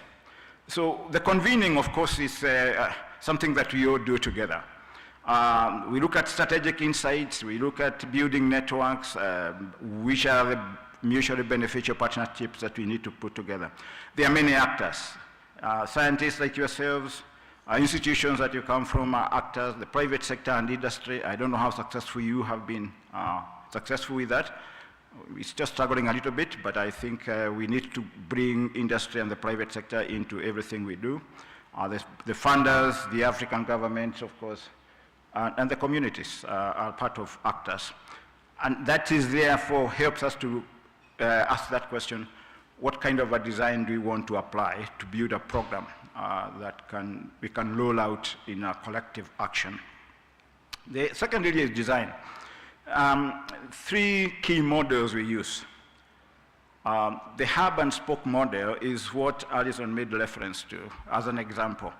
Deltas Africa is one of the biggest initiatives that we have been managing since 2014, when it was established in partnerships with Welcome, FCDO, and I mentioned with the Auda Nepal and other key players.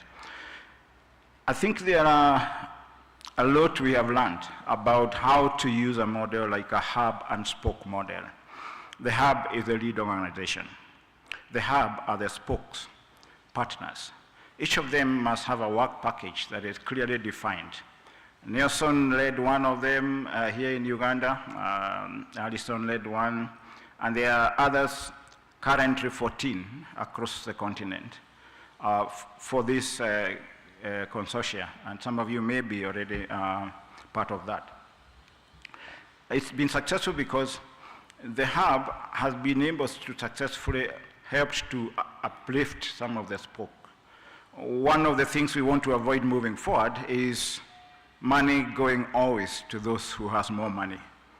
And that has been a challenge. And I think somebody mentioned about, the winners all the time. We have the sort of Ivy African universities that we know some of them. I don't want to mention them because I don't want to be denied a visa to go to certain countries. But I think we know who have been successful in all of this. A second model is population cohorts, and that's new for us. We want to get into this space, but we have had discussions for the last 5 years now with some of existing cohorts in Africa. And the question is around what do we do together? And there is already a blueprint that has put together by almost 40 plus cohorts in Africa. But we are disjointed in how we have been approaching building population health cohorts. And the whole idea is to get into a more standardized, harmonized way to work together. And I'll say 1 or 2 things at the end of that. And then we have a grand challenges model, which again we have worked with the Gates Foundation. And the whole idea has been to establish Gates national country level grand challenges platforms for innovation. We have worked with governments to do this. Senegal, Ethiopia, more recently Nigeria, Malawi, we had one there, Rwanda, we have one, and South Africa have one for many, many years. It's our entry point also to engage with governments through this model of grand challenges. And again, innovators have been successful in attracting this kind of funding. I should have mentioned for the big consortia, it's very significant money goes to that. It could be anything between $4 and $10 million over 5 years. For the smaller grand challenges, it's $100,000 for 18 to 24 months of proof of concept. And then if after 18 months or 2 years there is more money to move through the innovation pathways, then more money becomes available. So objectives in all of this, leadership and excellence is at the center of that. How we move products across the innovation pathway. But now we have to deal with creating solutions for emerging global priorities, whether it's pandemics or epidemics, and we have all of these 100+ outbreaks that we have in Africa every year. And then science knowledge in society. So there's been a lot of discussions yesterday around community engagement, science communication. That is also part of the package. And actually, we directly also provide support to to people working in that space of community engagement, including more recently we give some money to journalists, trying to get them to get more involved in science communication. I don't know how successful we are going to be, but we'll see how that goes moving forward. If they start chasing science instead of chasing after politicians to report. Yeah. The impact, of course, is people at the center of these places where you work, the institutions, policies. We need better policies. Another impact area is the products that we can get all the way from the lab to the clinics, and the partnerships we need to build together. Just to clarify about how we secure funding, we don't respond to open competitive funding. We leave that to you guys. As the researchers, you have to go out and there is an open RFP and you go out and you do what you have to do, like I did throughout my life as an immunologist. That's what we all do. But we do through direct negotiated discretionary funding. And that means that we go through a process of negotiations and we arrive at how much, and then we can then secure that. So they could be large, could be medium, could be small grants that come out of that. Could be, unfortunately, short term, could be also be long term. We are more leaning on the longer term of all of this. So our model for customized grant is very comprehensive around this grant making model. So there are partnerships into it. There is financial management. So one of the weaknesses we have seen with institutions is how to deal with financial management issues. And I think we can call out this and to say we're still struggling with mismanagement of resources. Our institutions are still need a lot of support. So we step in and we engage directly with finance departments. And where there are no grant support offices, we give a model of how it should look like. If you are going to be receiving $1 million, you must really have, we must have the confidence and our partners so that you can actually handle that kind of money. And that there is issues around policies, integrity, and all of that is in place. Because otherwise, the accountability issues comes into that. And that's critical for us when we look for, when we do a due diligence on an institution. There's a long checklist that we have to go through. Then there is, of course, areas around science communication. I mentioned that. Evaluation, monitoring evaluation, and all of that. Grant making is a whole process that we make. Now, DEI, all of a sudden, has become a dirty thing to say. And we must avoid going into that direction. We have to say, if this is under attack, you need soldiers to step in and say, this is all nonsense, that we are not going to be dragged into the trenches of saying DEI does not matter. So I think there are enough soldiers in this room and soldiers everywhere to ask, step up your voice about this kind of thing.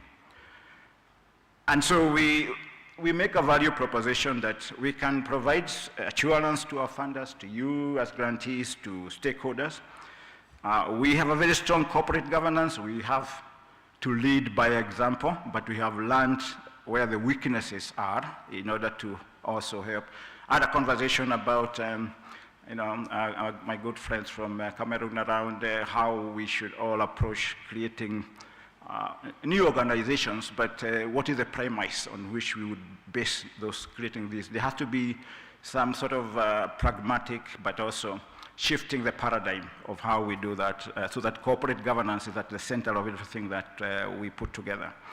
And then we have that tailor-made approach management with regards to how we manage those grants.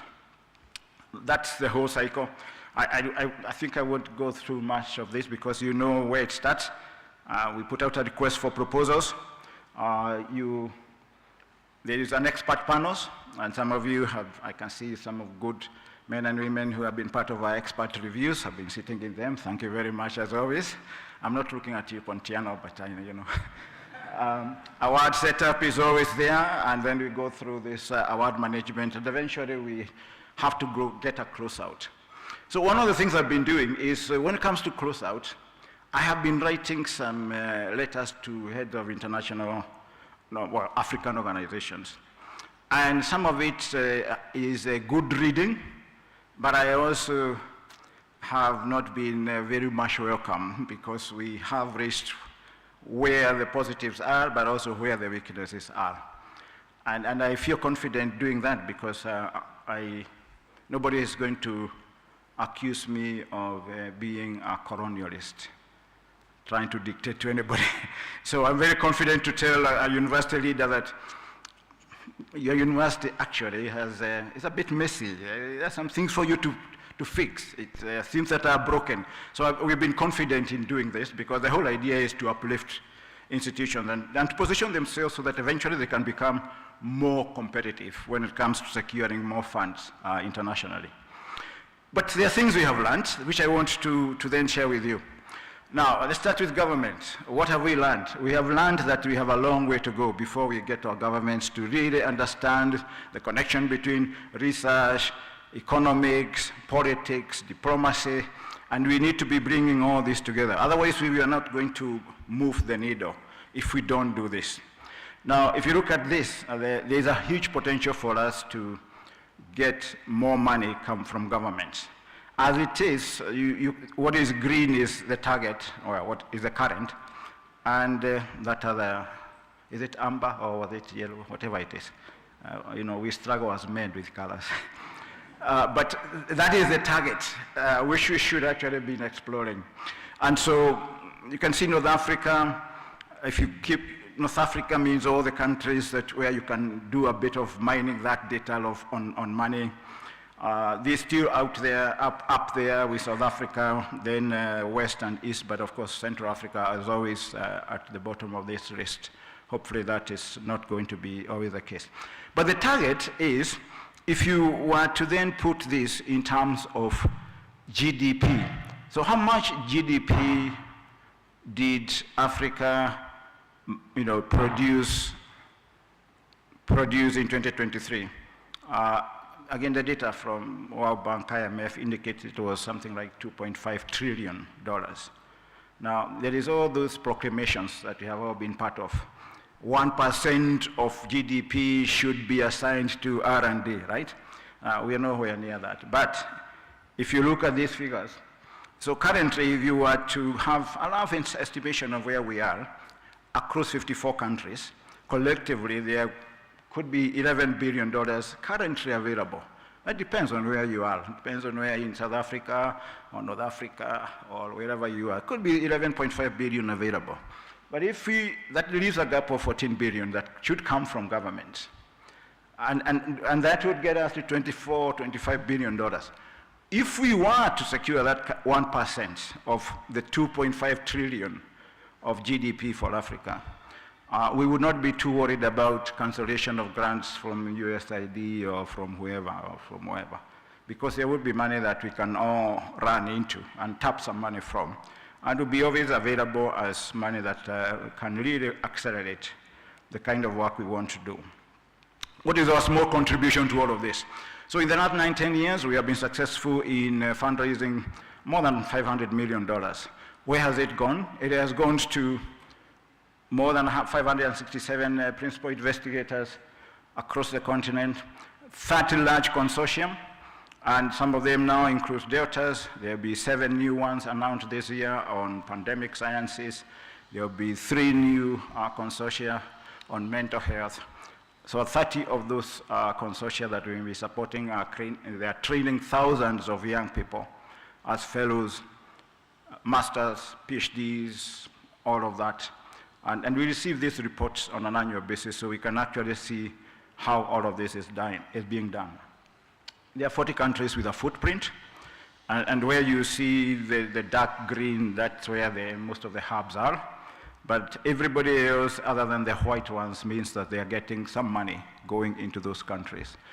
Again, revisiting the model, hub and spoke model. The partners are in all of these organizations and in their own countries, and then we have the hub, the lead organization. Makerere University, of course, had been a hub working with other partners across the continent over the years. So where we currently, what do we do over the next few years? So we have grants of about $196 million available. 87 of that already disbursed in 100+ grants. So at the moment, 2022 to 2027, we're hoping we can disburse about $250 million that can be going to PIs and the institutions. It's still far from what we need in Africa to really shift things moving forward. And collectively, we must be focused on, again, focusing internally, even though we compete internationally, because wherever the money is to drive our work, it should come from wherever we can find it, except, of course, we don't want it from criminals and cartels and drug dealers. So we're talking about people who actually have good money that we can secure with it. So there are multiple funding challenges and gaps that already we have been identifying by working with all the partners. Money is competitive, and you all know about that. It takes time, and it is really never easy. It's going to be getting even more difficult to secure more funding. We have learned about the challenges of short grant cycles. I mentioned about 1-2 years funding, not great. But I think we need to also balance this with available budgets. The time of grants, not science, it's where what I mean by that is you as a scientist, you have to balance between what you do. Are you teaching? Or do you going to allocate how much money, how much time and effort to generate a new grant? How much time and effort do you invest in managing your group, your research group? So you end up being pulled in all directions and not enough time for you to really dedicate what really excites you, which is doing the science. I don't know what twisting research proposals, whether it's the right word I should use, but I think what we see is you put out a call, and it's very specific, say for mental health, but then just because there is money available, we all do this. I've done this myself. You want to also put other things that can shift a little bit to include other things you think should fit into the call. That doesn't sometimes work because independent reviewers will catch that very quickly and to say the primary focus of this application is not being met. And this is a challenge because we are all scrambling for more funding. By stifled innovation, I mean, unfortunately, we still think, well, I hope we are not all thinking that the end game is publications. We are not going to unlock money from governments if that is still the approach. I think it's okay for your institutions because sometimes it's how we get promoted by the number of publications you write, which is okay because we are putting out information and dissemination, the kind of brilliant work that has been done, presented this meeting. But after this meeting, if you want to engage with government, then the conversation needs to shift to Moffat, I think you know, this shifting of discussions. One of the things I've learned is that the best people you should be talking to if you want money from government are not the people who sit in ministries of health or even sometimes Ministry of Science and Technology. You need to talk to the economists. They are the guys who sit in budget, government budget offices. They are the one actually who do all the budget planning. And if you don't get them a buy-in with them, you will not be on the budget pronouncement for that year. However much you may have talked to all the other, of course all the other players are important, but I found out that it's very important to find out where your budget offices are and actually go and make connections there. It's really can make a difference. The high turnover means you train people, you hold on to them, as long as you have a grant they stay, immediately your grant is out of the door, you lose them. And the other aspect is this entrepreneur pressure.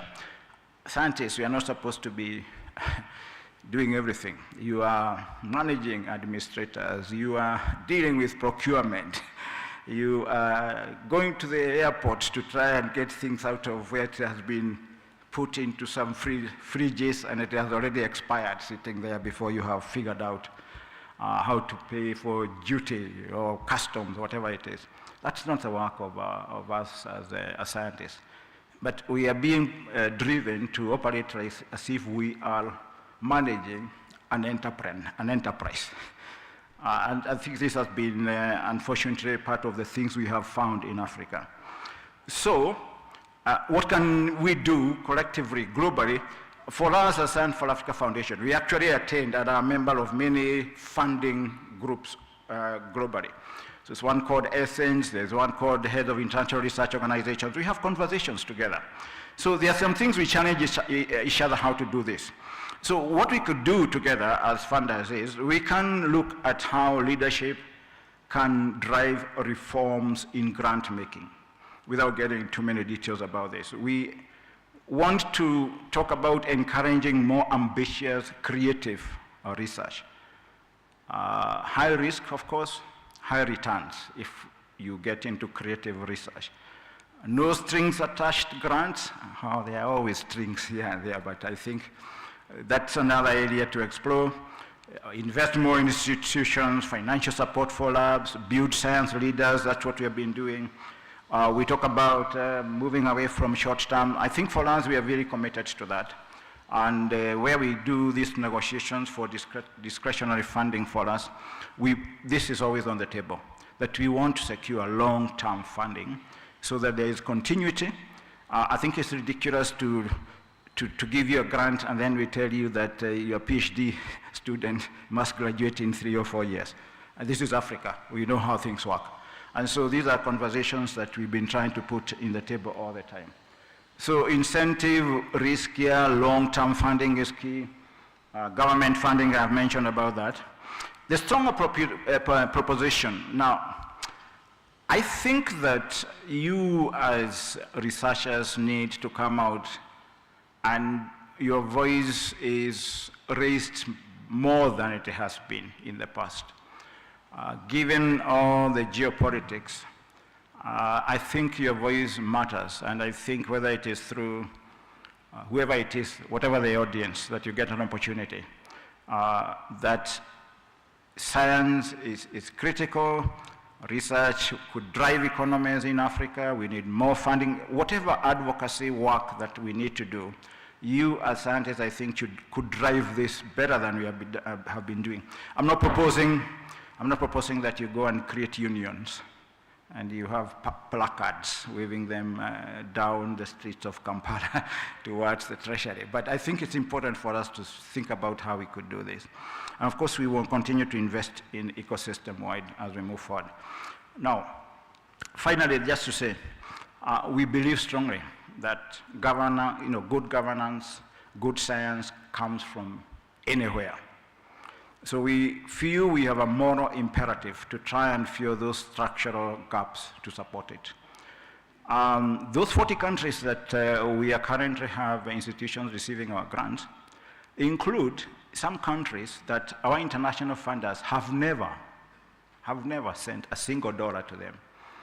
I don't know whether anybody is familiar of receiving a grant, for example, from a major funder, like Eritrea, for example. So Asmara, University of Asmara, we didn't know how to get them involved, but we knew there were some pockets of excellence in many African countries. And it turns out that there are some good people working at the University of Asmara who we could provide them with support. But we didn't know how to channel the funding. Because as you know, there has been conflict between Eritrea and Ethiopia. So the bank system is very difficult to navigate money flowing from Nairobi to Asmara. So you try to go through Ethiopian banks and then it becomes a challenge in itself. So what you do is you test by sending $500 because you can risk on $500 to see whether it arrives on the other side. But we found that actually can work. So we take the risk ourselves because that's exactly why we were set up. We were set up to try and strengthen the whole approach to how we do grant making. And what we find is we can help organizations. Currency fluctuations is one of the things we have identified when we make grant making. So we can negotiate and can give grantees in the currency that fits your environment, your country. So for West Africa, for example, the preference has been we give grants in euros as opposed to dollars. And that has helped with that approach. We can pay suppliers directly. We've been doing them if we are approached. So if you receive our grants and you are struggling with procurement, and it is much easier for us to pay directly to the supplier, then we can do that. We support that. We try to, of course, like I said, support the good financial management. We train people. We make sure that the institution is strengthening their good grants and support offices. We have been advocating for long-term horizons. Now, regulatory environments, yeah, we can do some areas around that, help how we can build resilience, but I think this is a much, much bigger arena for us. There are so many other organizations that need to come together, including our African Union, AUDA-NEPA, and all of them, when it comes to regulatory R&D environments. And I mentioned the low-resource African countries and how we can strengthen within those countries their R&D systems, policies. And we challenge our partners to approach how they support African organizations. So they do some of the things we are doing and take a little bit more risk than they actually do. How we elevate DEI, how we secure equitable partnerships, and how we work with all African partners. That's my contribution to this, but I think I wanted to add with this. Okay, I usually read many things, but I mostly read what you all read, African novelists. Chinua Achebe in my age was great. Wallace Soyinka, Chimamanda Ngozi, and all of that. But I was actually, revisiting what I read many years ago from Charles Dickens on this aspect. When you read this, the best of times, the worst of, foolishness, the age of wisdom, the age of epoch of belief, epoch of incredulity, the season of light, season of darkness, the spring of hope, the spring of the winter of despair. Now, if you think about this, this was published in 1859. Now, you would be mistaken to think it was published this year in January, right? Yeah, because we are going through this winter of foolishness, isn't it? We're going through this foolishness of, it's no longer an age of wisdom. I mean, you can't call this an age of wisdom anymore. And so I think that we need to rethink our place in all of this. And we, like I said, let's challenge some of these geopolitics, because if they don't make sense to us, what is our voice in all of this? As of this week, what I read was that, unfortunately, some of you I know have been impacted by the cancellation of or termination of grants from USAID. As of this week, 83% of those grants have been terminated. 5,200 contracts. Only 1,000 have been left. Now, many of those actually are coming to Africa. I don't know where NIH is. They are trying to get everything reorganized there. And I know some of you have been grantees from NIH, so that's where we are. But I think moving forward, we have to make sure that we don't get sucked into this winter of despair. So thank you for the opportunity to share my thoughts with you.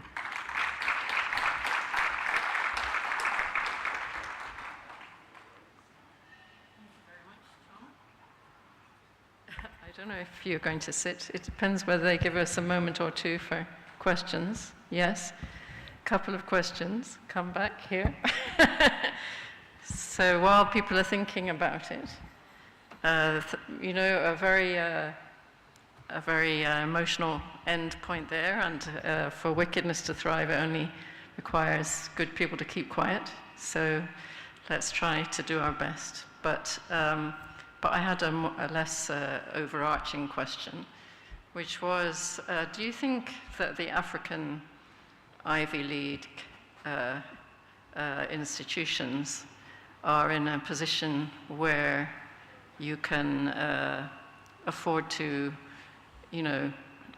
pull out from them a bit. It's not like we've had 700 years of investment like Oxford, or maybe 200 like Harvard or whatever. So I think many of us are very much on the edge all the time for survival. So how do you balance that with the bringing up the spokes? I think the vision is that the spoke partners will not always be spokes, that they themselves will elevate themselves to become truly, truly competitive.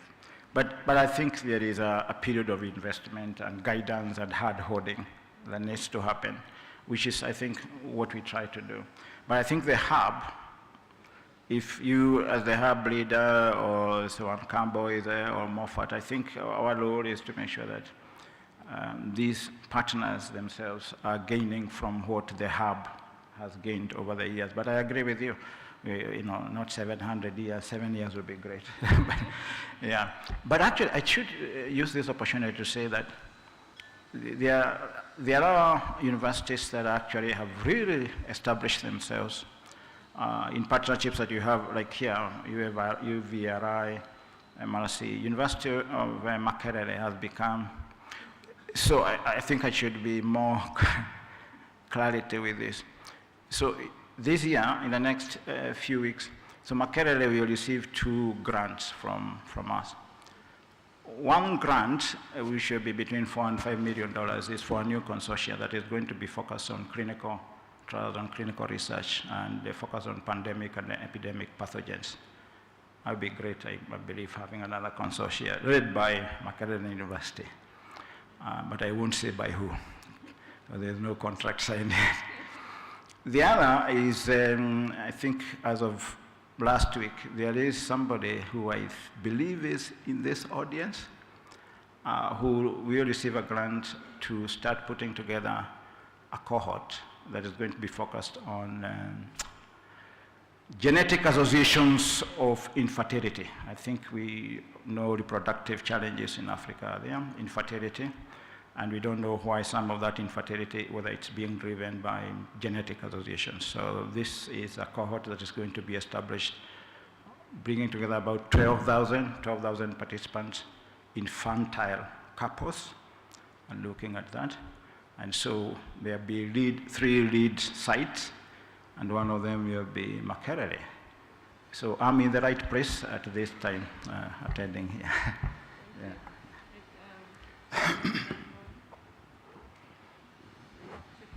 Yeah. Thanks, Tom. I'm Kondwani Jambo from Malawi. It's always a pleasure to hear the progress being done by SFA. The question I have is, the funding for SFA currently, how much of it is coming from Africa? That's one. 2, is there an opportunity that we're missing on the continent? There are many Africans across the globe, I'm sure, that would want to send some money to support African science within the continent. They don't have to be big therapists or big funders. They could be small individuals, but they send $1,000, $100 into a fund that is well managed, that people can see impact from. How much of that are we doing on the continent? Yeah, those are great questions. I used to be very vocal about challenging governments, but I guess maybe I've mellowed a bit about how to approach this.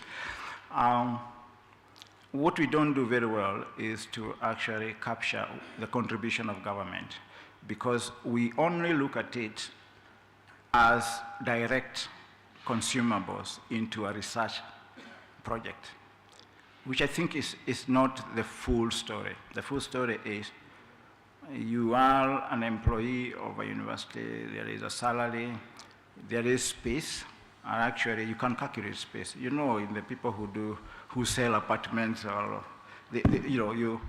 you occupy a house based on the space, right? So you can calculate actually the laboratory, the space per square meter, and actually you can monetize that.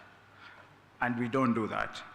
And we have so many other aspects of so-kind support, as we call it, but we actually don't put it as a contribution from government. If you are in a position where you get the tax breaks, where the government itself is giving you a duty exemption, you should put that into that mix. Yes, direct investment to consumables is still very low coming from government. But if you can, I know some governments have been putting money into supporting equipment purchase, for example. So I'll give you an example. So one of the grants we gave was to Ethiopia, to Ari Amsen Health Research Institute. And when it was for them to put together a bioinformatics platform. But actually, they were too constrained in terms of the space to put such a lab. So they approached the Ethiopian government, and actually the government agreed to put money into building, into space, putting together a building for them. Now that's direct investment by government. I think we need to collect all this data, and when we get this report on an annual basis, we ask people to tell us about the contribution. So for Deltas in the last 2 years, the reports we've received, the contribution from government, but also from other international funders is around $17 million already. Now, the other question is about science diplomacy. I think the diaspora can make an input into all of this, but what can they do? We are not asking them to come back to Africa. We would want them to come back if they want to come, but there is, rather than brain gain, brain drain, it becomes a gain for us if they become science diplomats for us. So if they can go and knock on a door on your behalf, if it is open, you just go in and negotiate on behalf. But so they can do from where they sit, in my view. Yes, thank you so much. Thank you so much for this presentation. I think it's very important. My question, and I always try to be provocative most times, it's a lot more fun. My question is to you, but mainly it's to my fellow African scientists in the room. You in particular, what have you done to ensure that the African scientist 10 years down the line has the same opportunities you've had? Did you even post on LinkedIn saying we've done all this work, this is an amazing contribution that needs to continue getting funded, either by Donald Trump or by our own governments? Like, I feel like we haven't done enough. UNAIDS suffered. I saw articles from Journal of International Aid Society. I saw people funded by the US crying, but everyone who was sorted kept quiet. Everyone who wasn't directly affected kept quiet. Yeah. That's not how we should have moved. Yeah. We should have cried with them. We should have put out all our papers which showed actually all these interventions they were doing are highly effective. How do you close a safe male circumcision campaign in our countries? These are very effective, affordable interventions. Like, I feel like as scientists, we just kept quiet. We didn't do our part, yet we have the capability. And you may think I don't need to advocate for myself, I have enough money, I'll survive. I am intelligent enough to continue winning grants in this environment, but the person you should be fighting for is you 20 years ago. They won't have these opportunities unless you insist that they are valuable. It's honestly heartbreaking. To me, when I joined the unit, the work we did is amazing. I couldn't believe I could get such an opportunity. And it's so unfortunate that this may be the end of it. We were the first African-led late-stage HIV vaccine trials. Someone look at us and say DEI. But I'll say that's opportunity, that's empowerment, and that needs to continue. Yeah. It's not a request, it's a demand. Thank you. Yeah, I think what you have really very passionately have said is actually exactly what all of us should be doing. I agree with you 100%. And I think I made a reference to that scientists, I think we have that imperative ourselves to step up and speak a little bit more louder about this and go to the ground where it sits. It really matters. When science is under attack, actually the people who is under attack are the people who are down there as communities. You know, patients, people who have been in clinical trials, people who have been receiving their ARVs.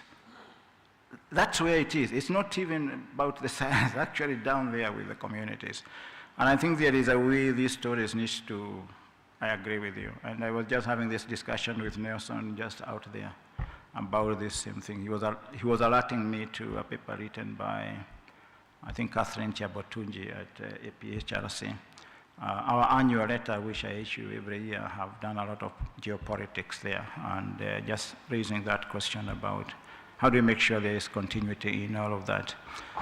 And I think part of it is to make sure that for us, we think long term, and we think about them become strategic partnerships. But I think we can't take them to parliament for them to become acts of parliament. That's difficult. But I think we need to think about other sources and the diversification of how we can do this. And then, of course, we can just hope that one day Americans will do the right things for the rest of the world, even as we as Africans position ourselves to do what we can do for the rest of the world. Thank you very much, Tom.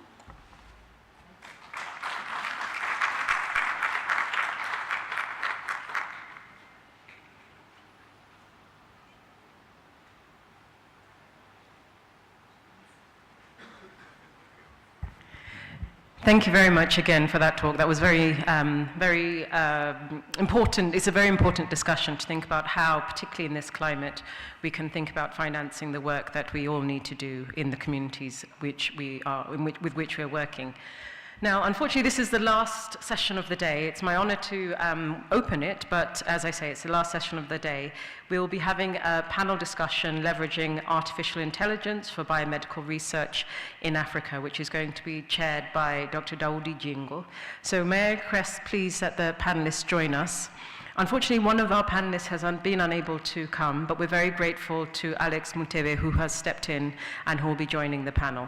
So please, if the panel can join us, and we'll get started. Thank you. Thank you very much. Yes, please hang in there. This is going to be the last session, and I promise it's going to be informative, if not entertaining. And we have a very good panel. I think we're going to have Akogo Darlington. So Darlington is a leader in AI on the continent. He's driving a lot of innovations across so many different fields: healthcare, agriculture, education, and several other emerging technologies. He comes to us from Accra in Ghana. You're welcome, Alex, Darlington. We also have Alfred Sekajiri. So Alfred is a bioinformatician at the UVRI MRC unit in Entebbe. He supports a lot of bioinformatics, building bioinformatics analysis pipelines. He works, I know, on several continental platforms like H3 Bioness and ESI Africa, building tools and softwares that drive and support research. And finally, we're going to be joined by Alex Mutebe, who is standing in for Dr. Waswa. So Alex is also interesting. His background is computer science and software engineering, but somewhere along the way he decided he wanted to get into this biospace. So right now he's using those skills in image analysis to support diagnosis of periportal.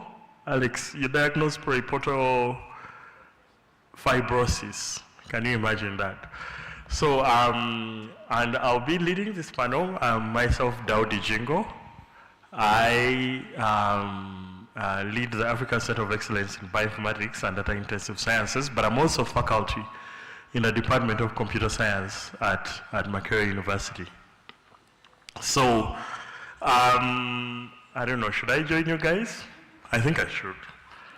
So I can step away.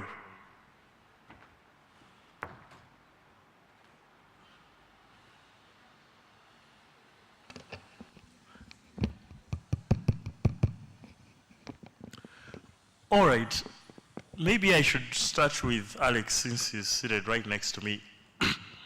So Alex, you know, most of the people in this audience, you could say, are sort of biomedical individuals.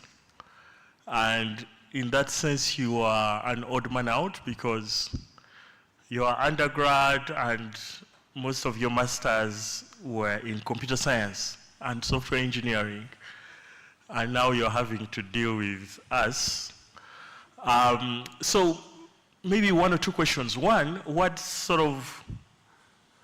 where do you get the insight about these skills in computer science and data science? And by the way, Alex did another master's in data science in Exeter. So clearly you saw a role for data science and artificial intelligence in the biomedical space. So what sort of motivated you to make that shift, or at least to bridge those two fields? And where do you see the leverage coming from?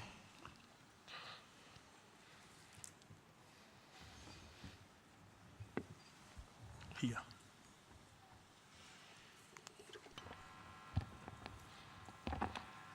Thank you so much for that good introduction.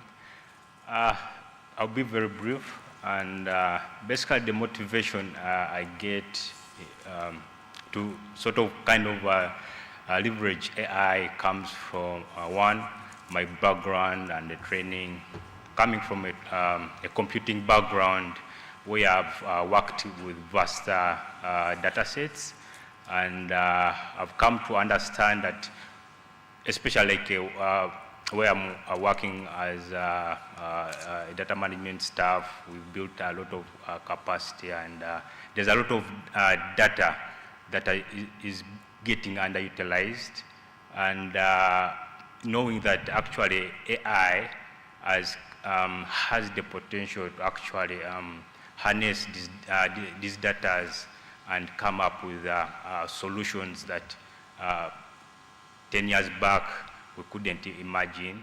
So, and of course, looking at the kind of research I help as a research assistant, where we working at with the these neglected tropical diseases that's bilharzia, and with the AI, there's actually potential to kind of try to revolutionize or transform the diagnosis of diseases. As may be aware, there are a lot of complexities in most of these health systems when it comes to diagnosing diseases. Like for periportal fibrosis, it really requires a lot of expertise, and in Uganda in particular, there are very few people that have the expertise to do accurate diagnosis.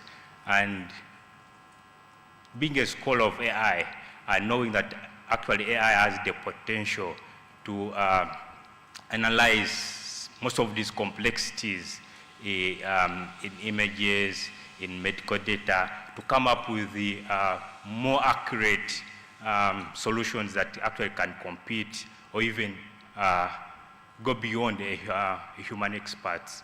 So I feel that I can contribute more to that by coming up with an innovative solution in periportal fibrosis, which can transform the overall quality of care, especially in our low healthy income settings. Yeah, so right. That's my motivation. Thank you. Thank you, Alex, and that is really motivation for all the right reasons. And maybe, you know, digging just a bit deeper, going on to Alfred there, maybe you could help us exemplify this. I know you've yourself been involved for quite a few years now in the genetics and genomics space. So I wonder what sort of use cases you've found for AI. Where is it helping, or maybe where is it not? And how do you see that landscape developing? Thank you very much to our audience and the chair for that question. So genomics, like most of the other domains where artificial intelligence has got its applications, there's a generation of a lot of information, and particularly in the environment where we work here, based at the UVRI and the partners, we look at pathogen genomics data, but also human genomics data. And given the volumes, we have the volumes that of data that where we can apply these kind of technologies. And in particular cases, I could highlight for the pandemic, the COVID-19 scenario that we've had. One of the major applications that we have had with the ML is the application that we use for. There are quite a number, but the most prominent tool that we use for subtyping and identifying the different lineages of SARS-CoV-2 are actually based on phylogenetics and at a later level machine learning algorithms. So they are really quick, and they have been quite fundamental in helping us follow up on the evolution of the virus, as you saw, coming from the different lineages and variants as they came through the different waves of the pandemic.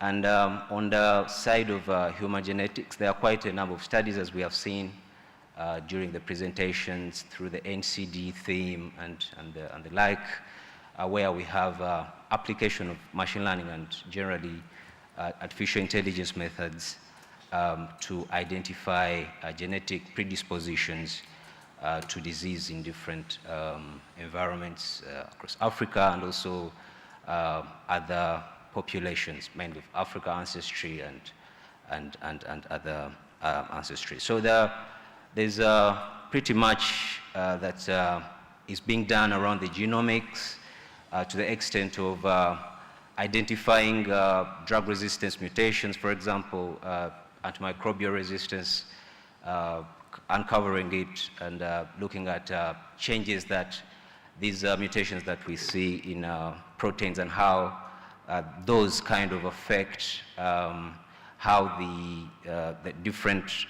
groups of people kind of respond to different kind of treatment regimens. So the genomics is really giving us a good platform to apply these models, but we still have a couple of challenges here and there, and probably we could talk through that later in the discussion. Thank you.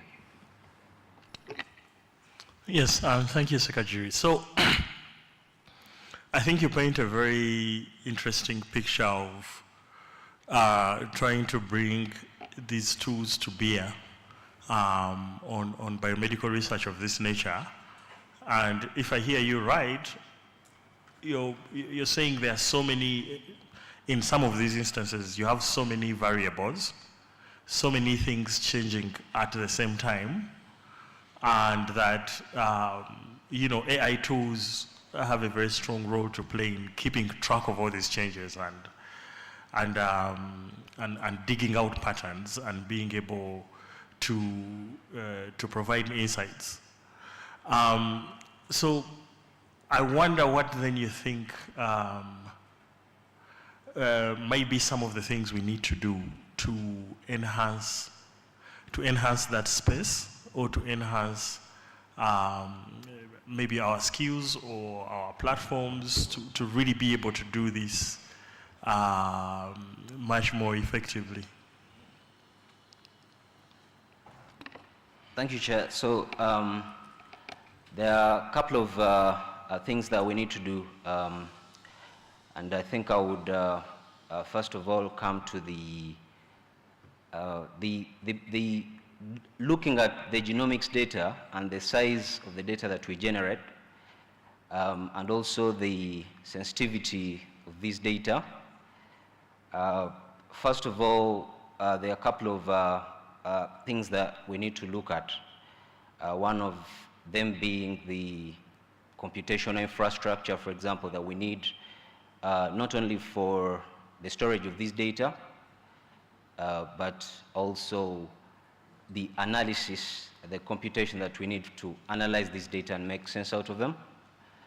There are quite a number of alternatives now.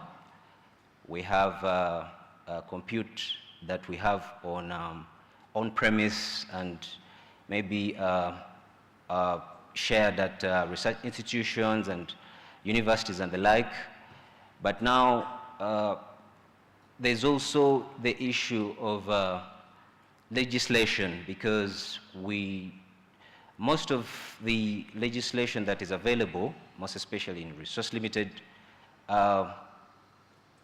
spaces like we work in, they are not very specific to genomic data. But we find we have some challenges in terms of, because we work in collaborative environments, but we have some limitations on the data transfers, for example, and the whole idea of data sharing in a multinational context. So one of the things I think that needs to be looked at is that the issues around the legislation in the different spaces where we work and collaborate, and also to put up that legal and ethical framework really well. And also there are some challenges, I think, around the trust of these models or these tools, being that mostly the methodologies that are highly efficient, they are not that interpretable. So there's a little bit of trust of these machines in the general public, both in the spaces where we work. So I think one of the things that we could do, and it is really nice that we're having these kind of conversations, is to try as much as possible to put this information out there for the general public to appreciate, but also to have train and have human resource that is able to appreciate the methodology, but also able to communicate effectively to the stakeholders in this health and biomedical domain where we work. I think those could be like some of things I could think about in that line. Thank you. Thank you, Secretary. And maybe to you, Akogo, I know you're really quite engaged in what we could call the startup space. So this is sort of the space where you're sort of really trying to convert this information, this knowledge, these techniques into tangible tools that are effective and even especially commercially viable. So first of all, what are the sort of different initiatives that you are involved with? Okay, so at Mino Health AI Labs, we essentially focus on AI for health, which is quite a broad thing. So we've been around since 2016, and over the years we've applied AI to different areas within healthcare and biology. But quite recently we developed a new set of AI tools. So these are generative AI tools. We have two main ones. So this is Moremi AI and Moremi Bio. So with Moremi AI, essentially what we have is a single AI tool that can do everything from screening, diagnosis, treatment planning, to prediction, prescription, diagnosis, or prognosis triage. And it does this for somewhere close to about, let's say, 100, 200 diseases. Then for biology, essentially we have a single AI system. So this is Moremi Bio, which end-to-end can, I did a keynote speech just right here in this room a few weeks ago where I talked about this before we actually put out the paper in preprint. So essentially we have an AI system that in an end-to-end fashion can design and in silico validate several therapeutic agents. So we're talking about antibodies, so monoclonal antibodies, polyclonal, bispecific, then also do it for small molecules. And as of this week also, we just found out that we can also do it for antibiotics. But what is exciting about this is that it's all autonomous as a process. So you essentially just give the AI system either the disease you wanted to focus on or a specific target within that disease, and then just tell it how many novel candidates you want. So if you want 1 million, you just say, I want 1 million for, let's say, the AMA-RON2 or 01, I forget what the target is. So for malaria, and then you can tell it, I want, 1 million candidates, and you just go to sleep, come back the next day. 1 million will take quite a bit of time to generate, but essentially you don't have to do anything. The AI system will generate all this novel candidate, validate it, rank it, generate report for you with analysis. If it's antibodies, the AI system is using up to 15 metrics, including those are everything from, it's performing molecular docking, it's doing, checking for the binding affinity, the toxicity level, doing all of this analysis, predicting the 3D structure, all of it. So when I said this, we had not put out the paper, and I remember there were a few people in the audience that had raised some questions about this. It's funny enough that I'm back here again. Now we have the preprint out. It's only been a few weeks where we showcase this working for malaria.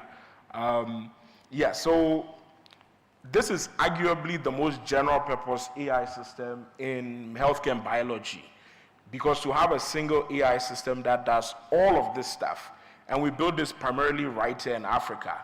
And it took a lot of work. It took us about 2 years of collecting a lot of healthcare and biology data from different parts of the world. But like you mentioned, we sit, so there's traditional startup or traditional commercial space. Where we sit is quite interesting because it's somewhere in between research, so mainly an academic endeavor, but also the private sector where we are essentially commercializing this research. So on the healthcare side, we've taken our AI system and then working on implementation in several countries. So we are talking about having implementation projects in Ghana, Nigeria, USA, India, Pakistan, Brazil, and several more countries in the pipeline. A previous version of our AI system, which was for medical image interpretation, we had users in over 50 countries, so several continents. One of the things we found interesting was, sitting back and then we get an alert that someone is using your system in this tiny village somewhere in China that we've never heard of, but somehow they heard of our AI system and then they are using it or checking it out. So going from there and then now building this generative AI system that is general purpose, even within the medical imaging domain, within the same AI system, we now have basically support for up to 30 different imaging modalities. So you're talking about different types of x-rays, mammogram, CT, MRI, to microscopy, and even specialized x-rays like HSG and all of that. So it's quite interesting how we've both evolved on the technology side, but also just on the skill side. Currently, we have a project in Nigeria that involves 2 million patients, and we are starting with 25,000 scaling to the full 2 million. In Brazil, basically, the task there is to provide early cancer screening for a whole region that has about 8 million people. So there's a whole lot of implementation work that we have in the pipeline. We are also in contact with ministries of health, even all the way in the Caribbean, who also want to adopt our AI system. So it's interesting when you have to take research. And again, we've been around for several years. So a lot of the things that we are productionizing now took several years of researching, collecting data, and going back and training models and everything. And then once you take that, commercializing it in a field that is as sensitive as healthcare also introduce its own unique challenges. But once you prioritize ethics, I think yesterday I was having this discussion with someone. I like ethics when you can measure it, right? So not just saying that, oh, we want AI to be safe, to be trustworthy, but can you have a benchmark that says that this AI system, when it comes to safety on bio or chemical weapon design, it scores this. When it comes to truthfulness, when it comes to fairness, when it comes to racial bias, it scores this. So we measure all of these things to guide the process so that even though you are in healthcare, you're delivering this AI system, you're also highlighting, one, your ability to say that if this is not safe, we are not putting it out there. But even though it can do all these things, you also highlight the shortcomings of it because AI systems are not perfect. Then you put some guardrails around it to protect, patients. So the AI system is allowing access to quality healthcare. It's reducing the cost of care. And then it's essentially making it a much higher performance when it comes to healthcare. But you don't create the impression that AI systems are so good and whether there's a doctor or not, it should be used. No. The AI system serves as an assistant, a co-pilot to doctors.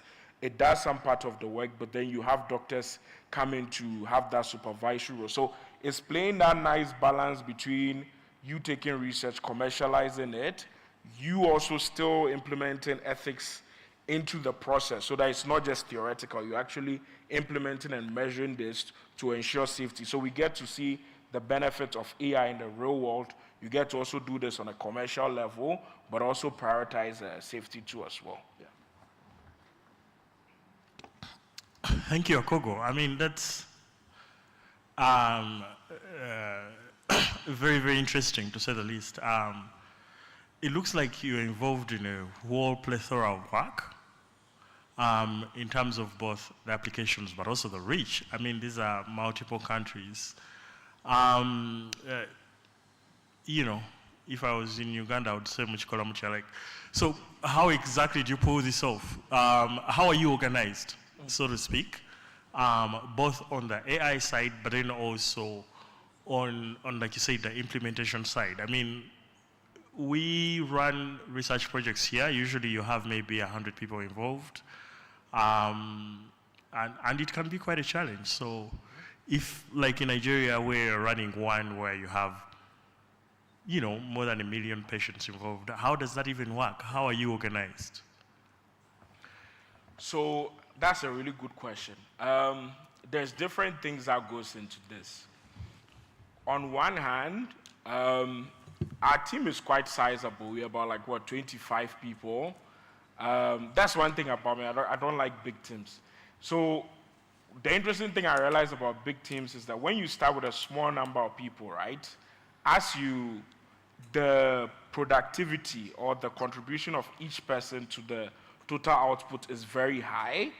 And as you increase, you think productivity would at least go up linearly, if not much better. But it does something like this, where the productivity per person actually goes down. But anyway, that's my whole theory about leading teams. So I would rather, anytime I see our team getting big, I won't say that part.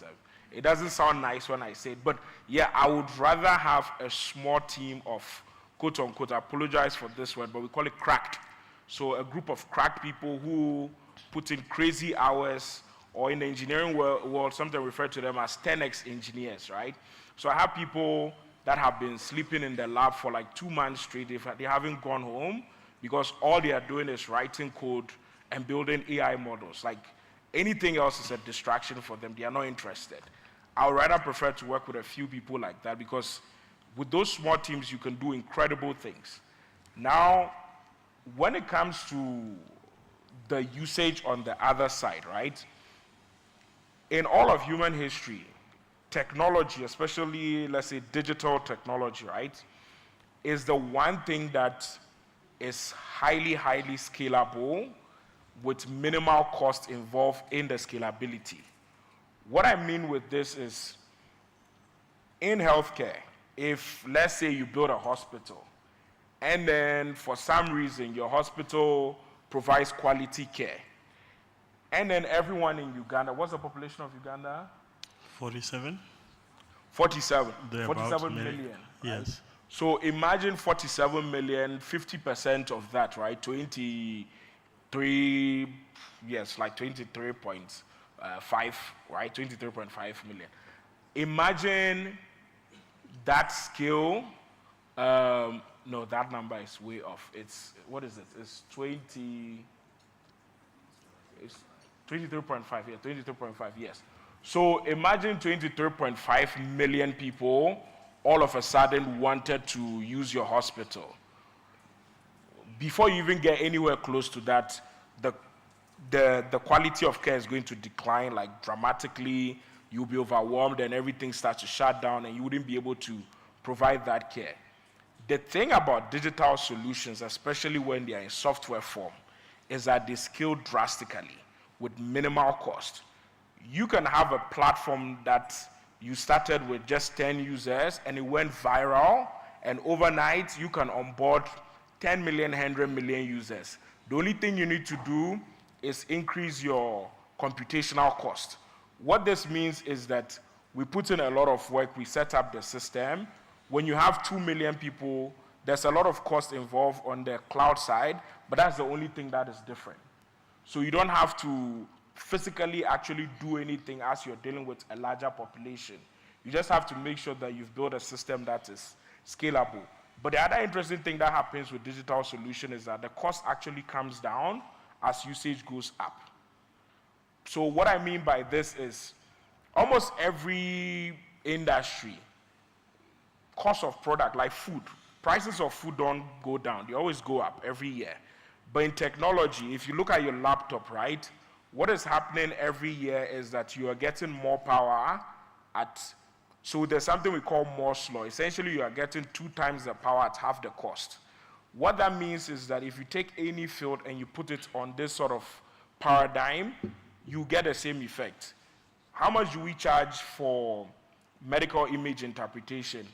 When we started a few years ago, we charged $2 per scan, and the AI system would write just a list of conditions that are present. What do we do now? The AI system is much more powerful to actually draft a whole medical report, and now we are charging 10 cents. So there's a drastic collapse in cost. Whilst the power, the capability went up and the usage also goes up. This is, to me, how we actually solve issues that exist in Africa. We have skill issues in Africa, in healthcare, in agriculture. We can't solve them in manual processes that cost goes up as the number or the skill goes up. We need software, we need digital solutions where, as we are achieving the full scale of the several hundreds of millions of people we have on the continent, we actually get more capabilities but less cost per person. So the question now is just how do you turn everything we are doing into software, and that's kind of what we are doing. So we take biology, you make it computational, then you now take that computational biology, make it an end-to-end AI process with very little human involved in the process. Then you actually end up reducing costs. You go into healthcare and you do the same thing. So this is kind of like the process we use in all these different spaces. Yeah. Thanks, Akoko. That's a very interesting peek into the economics of AI, which, you know, hearing your explanations really are the economics of a lot of things, if we are to extrapolate them. Okay, so I think, so we'll come back down a little bit, and this is going to be to you, Alex, since you are the computer scientist in the room, and this is mostly biomedical people, and maybe this is where we might have started, but it's okay, it's a casual conversation. What, in your perspective, how would you, in the very simplest terms, define AI, especially in the space of biomedical health? Thank you so much. I think the simplest definition of AI is trying to picture a computer doing or mimicking what a human does. So, for example, you are a radiologist. What you go through to come up with the scans, and then analyzing your scans, and then you're able to come up with a final conclusion. So now, if a computer is able to do or mimic your procedure, so you term that as AI in simple terms. I like, yes, I think I quite like that definition. So if we can get these things to behave near human, then of course it makes sense, and I guess that's where the name artificial intelligence comes from. And so where do you see the gaps there? How far are we along that pipeline in terms of vulnerability to errors and or the reverse, in terms of improved accuracy or consistency or less of those? Where do you see, for example, in some of the work that you do where you're doing image analysis, and I know you're applying what we call deep neural networks, how would you compare that to bare human knuckles? You know. Thank you so much. So what I can actually say is that the shortcomings or the stage at which we are is, it's one, mainly it's one, the data that we use. And as you know, when it comes to the medical setting, health data is quite scarce, and that which is available still has challenges of ethical concerns, something to do with patient safety, data privacy. Yeah. However, one thing we need to appreciate is that most of these tools, the tech tools, rely mostly on huge data sets.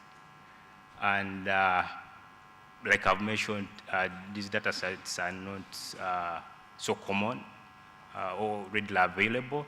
And some of the data that is there is really not ready for these machines to train in or process.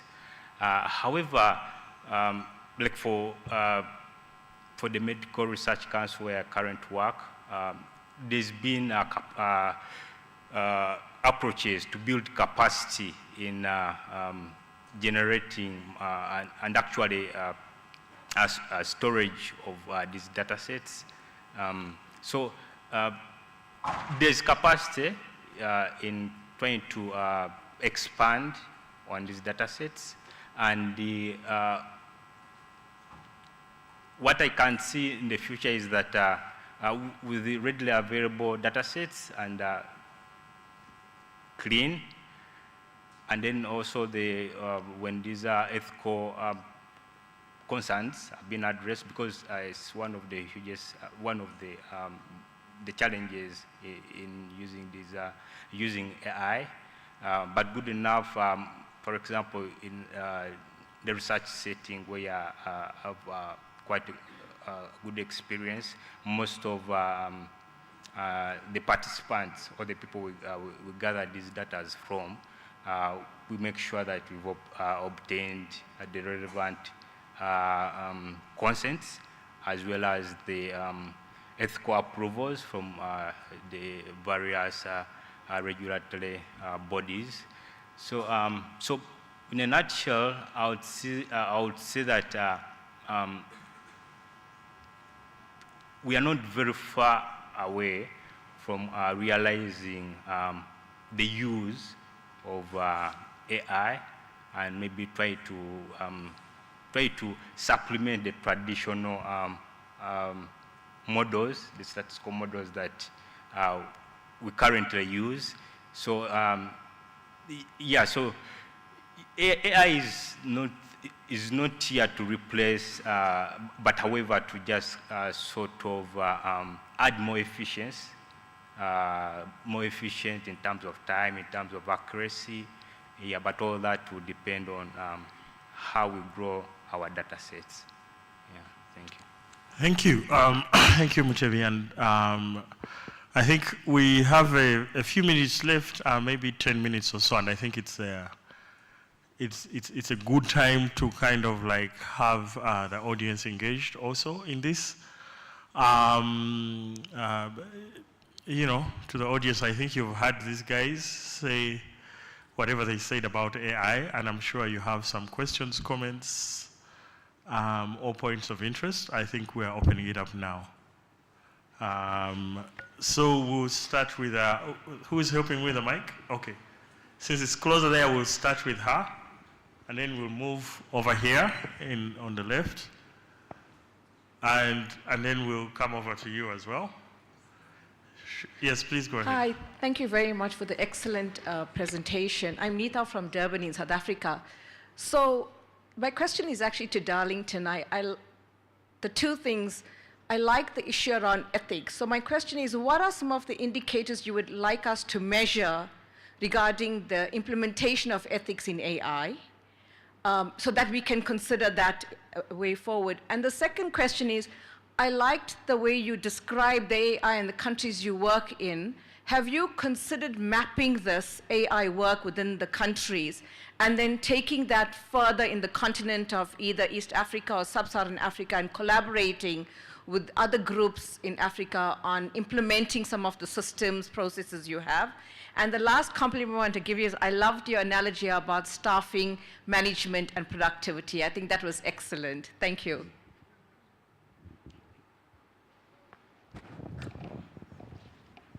Thank you so much for the very interesting presentation.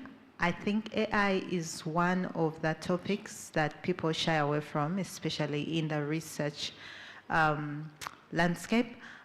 My question is twofold. Sorry, I didn't introduce myself. My name is Diana.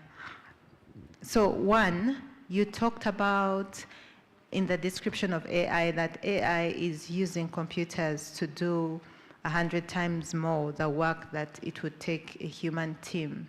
So when it comes to political incentivization of investing in AI, one of the concerns people have is the AI replacing human jobs. How do you balance that if you're going to advocate for the very necessary approach of AI to making healthcare cheaper and more accessible? How do you structure that conversation when you're advocating for AI? Where are all these jobs that belong to humans? You know, how do you balance that conversation? My second question is about the ethics of AI and the security. I'm interested in biosecurity. So you've got this, you know, genetic mapping of human beings and pathogens on a population scale. And potentially, if you have this data exposed, somebody with ill intentions may target a whole population, depending on which genes you've mapped for what reason. So what are your data protection policies and strategies to make sure that this information is guarded and not used for ill intent? Thank you. Thank you very much. And just a quick question from me. I don't think anyone here is going to question the power and the ability of AI and how essential it will be for improving health going forward. We heard recently from Imperial how using Google co-scientists, scientists were able to, the AI was able to solve a decades-long question in two days. We also know of its use in cancer detection and so on and so forth. But I think there is also a sense of, I mean, it's come up again about ethics and mistrust and misunderstanding about what AI is, how it works, and what it really means on the ground. We heard from Dr. Kalunji yesterday in the NCD session about the importance of increasing African representation in genome research. So what we are training our AI models on is based on what is the research that is being done. So there will be populations that are potentially underrepresented in the models that AI is then being used to solve. So do African immunology or whatever behave differently? And if that isn't in the AI model, does that mean we as a population will be disadvantaged? And I also have just a sense of the commercialization. It's almost an arms race. We know that the US, who are the maker of some of the most powerful AI chips, or chips that are used in AI, have used it as a geopolitical issue. DeepSeek upended that by using very few chips collaboratively to create, with $6 million, what things like ChatGPT required hundreds of millions. So there are ways to disrupt this. But what I'm wondering is, to what extent do you, as AI experts, medical people, computer scientists, think about communities? At what point do you think about communities? Is it when that AI is being used, when that AI is being commercialized? If I'm going for mammography and I have to consent for my scan to be put into a model which will then be commercialized, will it be African researchers and African countries that are benefiting from it, or will it have been swept up by whichever countries are fastest to this? So my quick question, when and how do you talk to communities to perhaps allay concerns, to help them understand what AI is and what it means for them? And to what extent and when do you talk to regulators around the use of AI? Again, understanding that AI is a very powerful tool that's here to stay, and we must use it and harness it as beneficially as possible in an equitable, inclusive way. Thank you. Thank you very much. I think we'll take one more, and then we'll have the panel respond to the questions.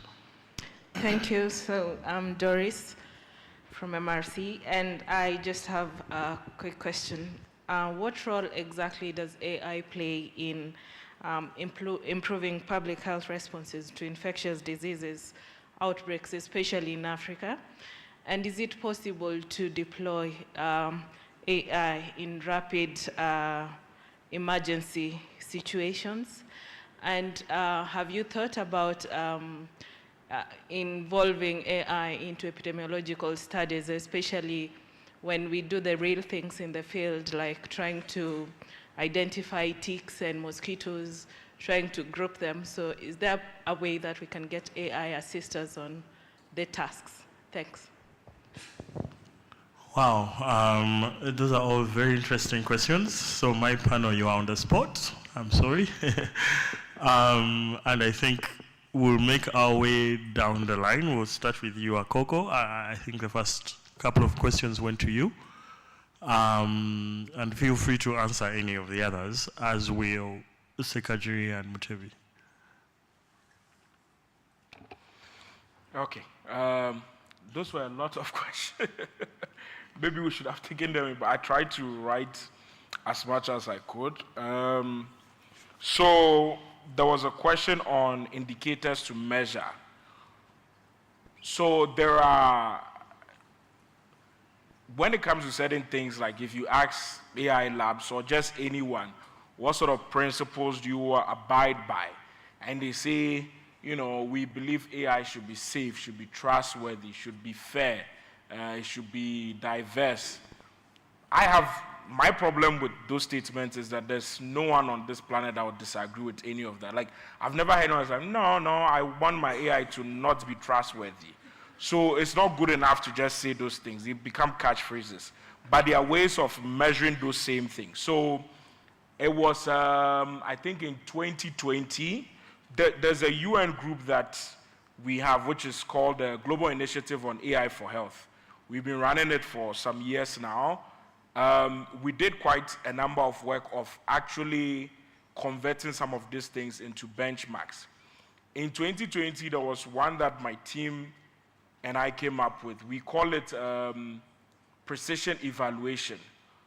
What that means is that currently when people say an AI system scored 90% on, let's say, melanoma detection, right?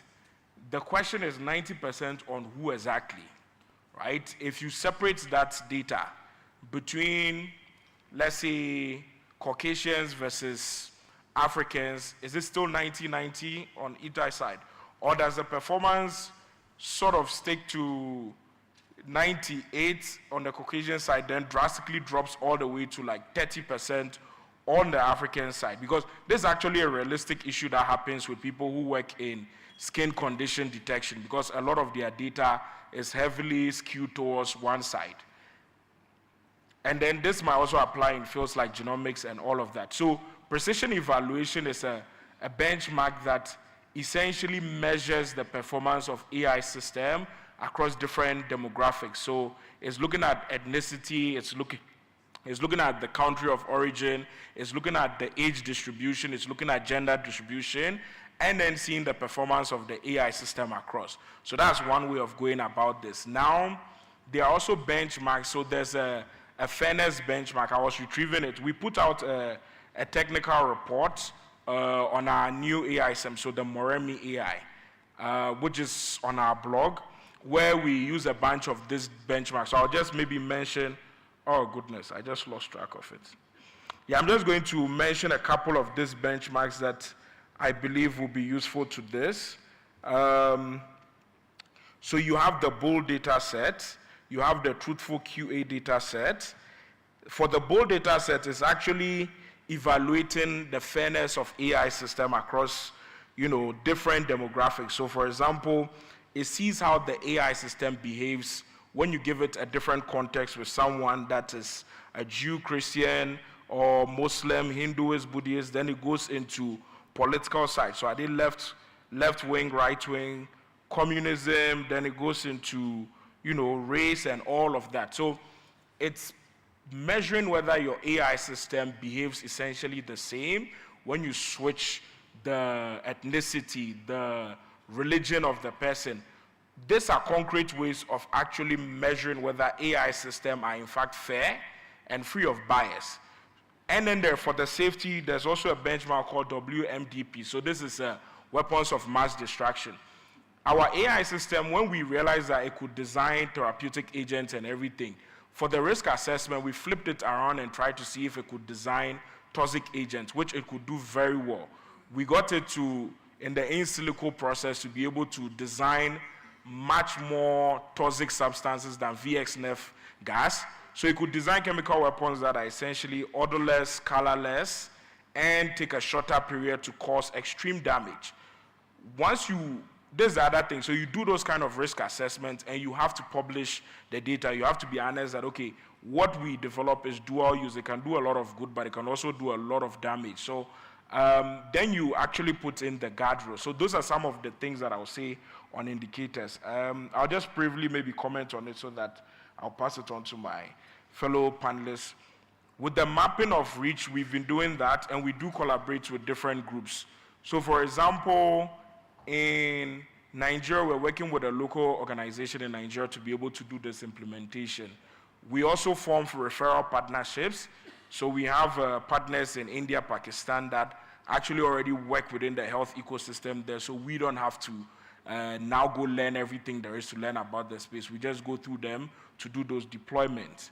I think African data is of extreme value, especially in biology. The reason why I say this is that this is the origin of the human species, and essentially it captures the diversity of the human race. What that means is that so much of unanswered scientific questions, especially as connects to biology, is hidden somewhere in our data. The AI systems that are trained on this data will do much better than those that are trained on other parts. So that's one of the things. It took us 2 years to be able to do this, and the most difficult data sources was retrieving data from within the continent. It's actually easier sometimes getting data outside Africa than it is even in Africa, even as an African AI lab. But I think there are initiatives that have also helped over the years. I'll give a shout out to Lacuna Fund. They spent the last couple of years funding the creation of African data sets, which should be leveraged by African labs and not just, passed on to the American companies that would use this and then commercialize it without, the benefits commercial benefits coming back to the continent. Last thing I'll say is that the DeepSeek news was heavily over-dramatized by the media outlets. So it's a really complex topic when it comes to US-China AI. It's no longer called an AI race, they are now calling it an AI war. DeepSeek did not spend $6 million training their AI system. The phrasing they used was that the last training run they did, they used it to cost, they didn't even mention amount, they just said, this is the amount of compute to use. So if you do the calculation, it's approximately 6 million, but in reality, they use more. As far back as 2021, DeepSeek had a compute cluster that was worth $138 million. This is in 2021. Because there's the export controls and everything, they've actually been rumored to smuggle a bunch of compute into China, into Singapore, and different places. So the estimate is that they actually have compute that is worth somewhere between $1 to $2 billion. But technically, they are not supposed to have this, so they are pretending they don't have it. But the export control is very weird because there are actually African countries on the list, like Zimbabwe. I don't know what Zimbabwe is doing on the list of countries that the US says they should not export high-end GPUs to. But yeah, this is going to create a whole lot of weird issue. You throw in Taiwan. The next couple of years, I don't think we even give it enough attention because everything we have here, even this microphone has chips in it that are made in Taiwan. And whatever happens in Taiwan might cause a whole disruption to the global economy, to science, to everything. And to be honest, I don't think Africa has even a good voice in that conversation, right? Europe is sort of like countering it. They just held their AI summit. France announced $100 million to build compute clusters. Europe announced, I think, was it 300 or 400 billion euros? And then in Africa, we did work on, was in the continental AI strategy. We worked on it. I think what was supposed to be here originally, right? So we collectively worked on it with a couple of AI people on the continent. And right now, we need to move towards implementation. We are too relaxed about AI. The world is drastically changing. Even companies that have been around, Google, are being threatened by AI labs that just emerged a couple of years ago. The global order is being challenged. Putin said, it's crazy to quote Putin, but Putin literally said years ago that whoever wins at AI will rule the world. And no one is playing about this. US is not, China is not, Europe is not. What are we doing on the continent? We need to be much, much more active on making sure we could change our position in the global economy and the world order by leveraging AI, but we need to act now. Yeah. So thank you. Alfred, I wonder if you want to address, I think, two other quick questions, and I think the last one will come to Alex. I think there was one about the ethical implications of especially genomic data that is done across populations, population-specific genomic data. If you could address that, and I think there was also one about the potential role of AI in improving public health interventions. Sorry, just as we're talking about ethics, if I could just add a question from online. Right. How does AI address medical and research ethics in its operation? Thank you. Right, thank you. So I will go straight to the ethics and legislation around genomics data. So, I will try to give context from Uganda across the continent and probably the initiatives that are available on a global scale. So, as most of the people in the room, we could agree that genetic data, as it is indicated in some of the data protection laws qualifies to be personal data. And in most of the definitions, this refers to any kind of information that can be used to identify an individual. So most of the data protection laws in the land, for example, if I could cite what we have in the Data Protection and Privacy Act in Uganda, we may not have explicit clause to talk about genomic data, but if we could extend that to, because they talk about personal data quite well, and we think genetic data is personal data, we would think that the law of the land already provides for protection of participants, and it is inherent in the approvals we get from the different institutional review boards and the research ethics committees that we get approvals from before conducting this research. But also, I should also indicate that, for example, if we look at the African Union data policy framework,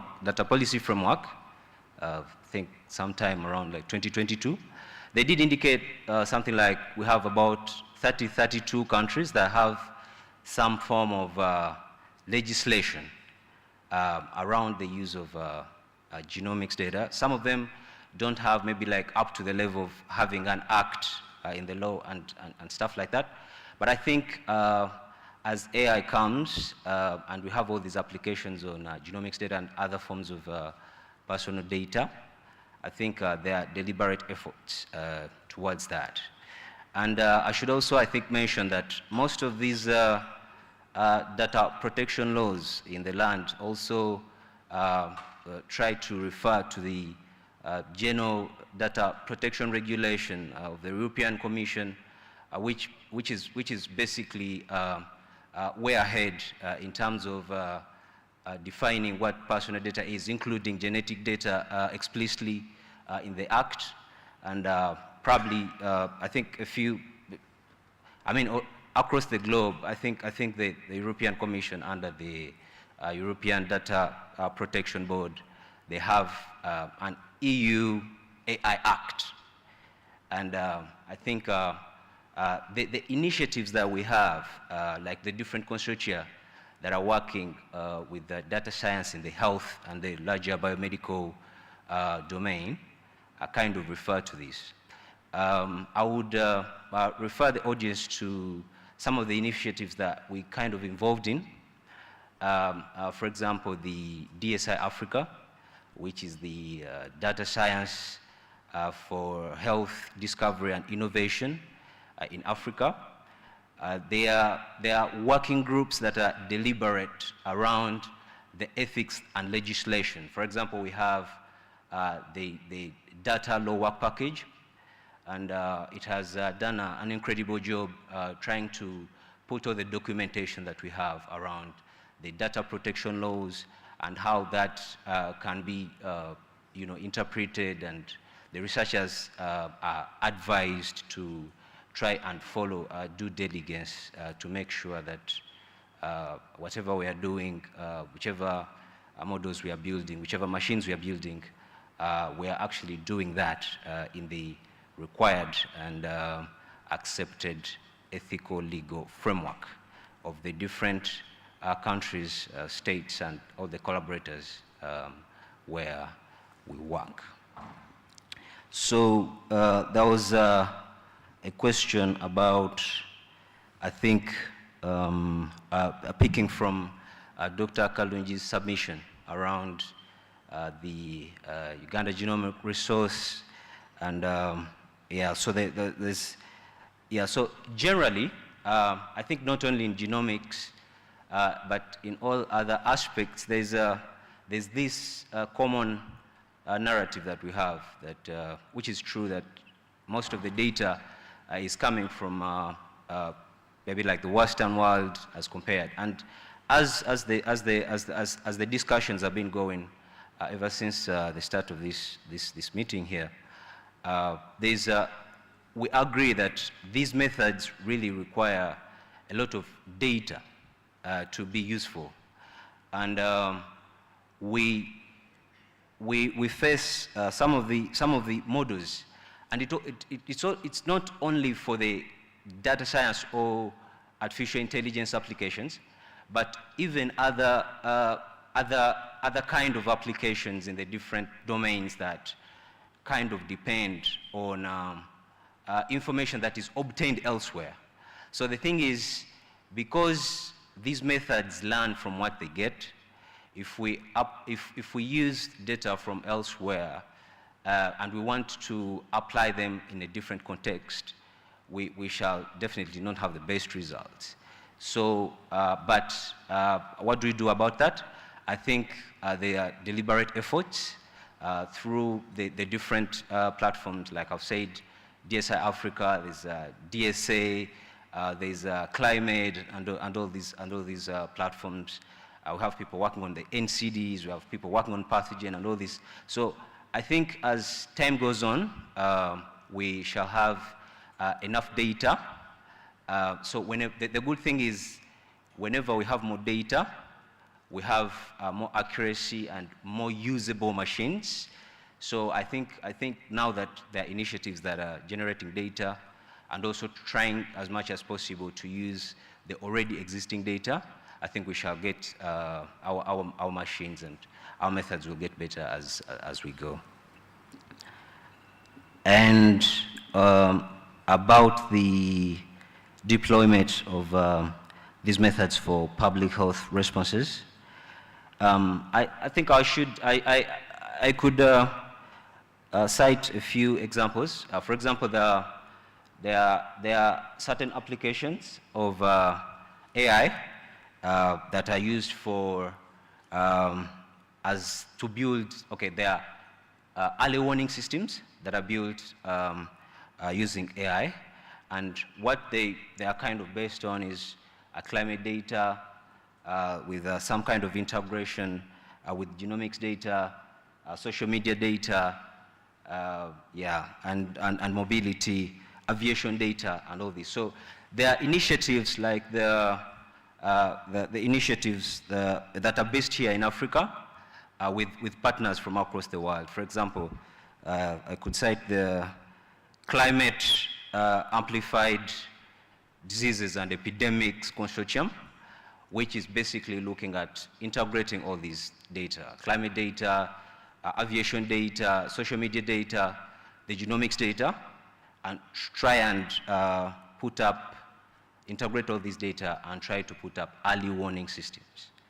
And then for epidemiology and probably identifying AI for identifying, maybe I could just cite an example. So we work with a team of, we have a team at the UVRI with the entomology department, and I understand they have in their very early stages of the project, they have tools that have embedded ML systems that do identification of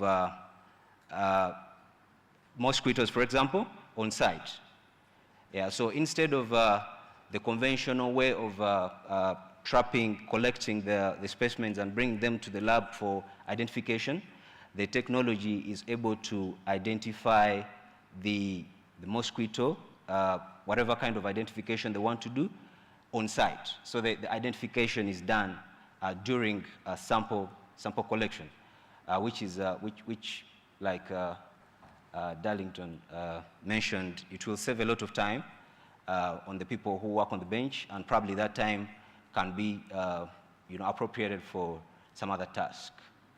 Yeah, so thank you. I think that's what I could say about the question. All right. I think that's as much as we had time for. Thank you so much, the panel, for this enriching contribution. And I think that's it. This is the last session, right? Thank you.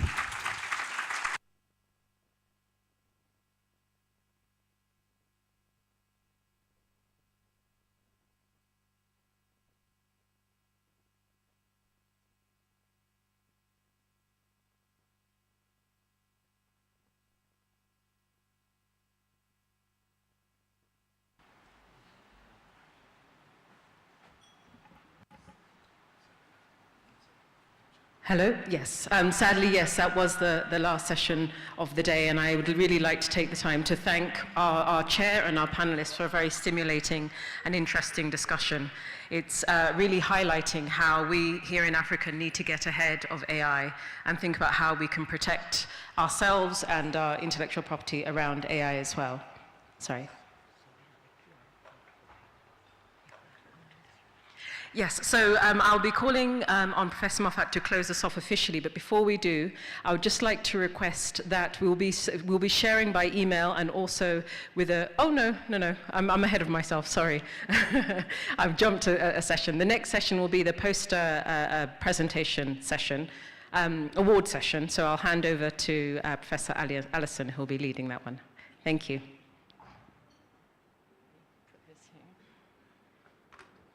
Is that working again? Hello? No. Thank you very much. So yes, this should be a short but beautiful session. I'd like to invite Mariana and Ewan to come with Moses, Chiza, and Andrew. And while they're coming, I'll just start by saying a huge thank you to the people who've been involved in the posters, the organizers who allowed us to do this, and various people, including Andrew and Moses that you're seeing here, but others in the background, and the finance office who've made this all possible. And then to all the presenters who made beautiful posters. The feedback was that everybody loved them and that there were very many really great posters. And so thanks to the presenters for doing that work and to the teams behind them who supported them to do that.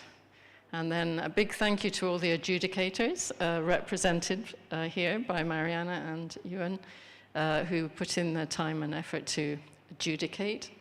Some stood in at the last minute because some of the ones who'd agreed had to go to other duties at the time. So thank you very much to everyone.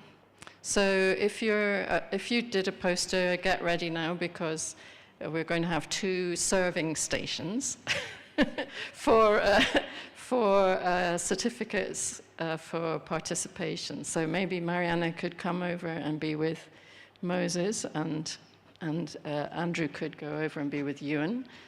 And they're going to take it in turns to read out.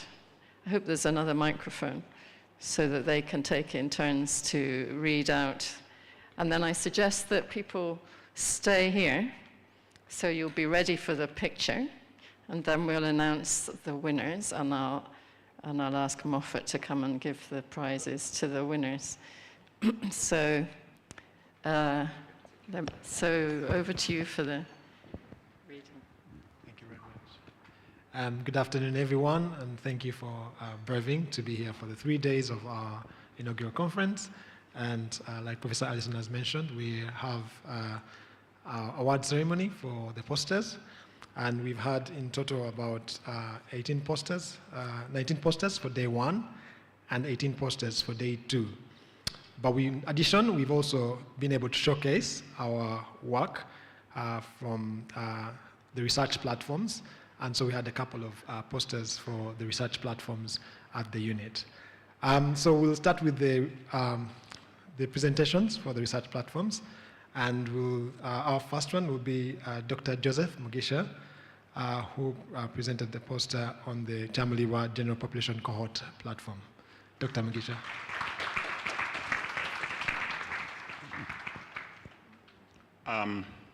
On this side, I have Rogers John Mukasa. Could you please move forward for your certificate?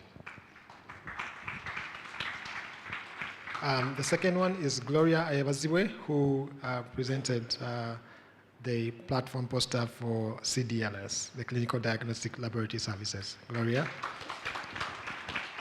On this side, I have Jane Nansamba.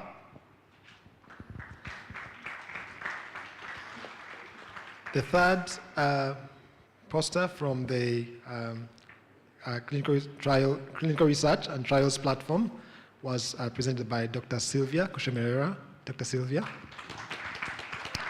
On this side, I have Doris N. Kemuntu.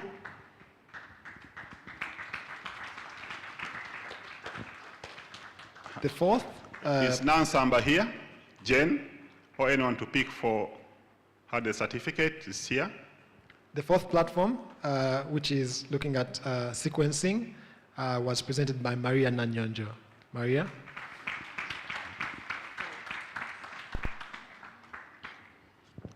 And then Farida Nasolo. The fifth, Maria is not here? Okay.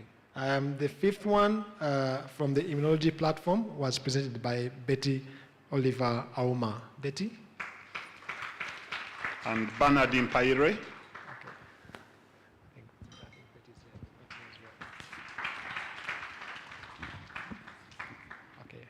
We'll also go ahead to present the awards for those who present the posters on day 2. So I'll read those who came for day 2. So we have Dr. Josephine Prin.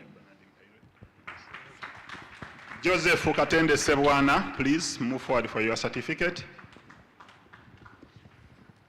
We have Ronald Nkanji on day 2. Ronald. Emanuela Dristilu. Emanuela Dristilu. Dr. Stella Atim. Richard Muhumuza. Richard Muhumuza. Dr. Nicholas Bosa.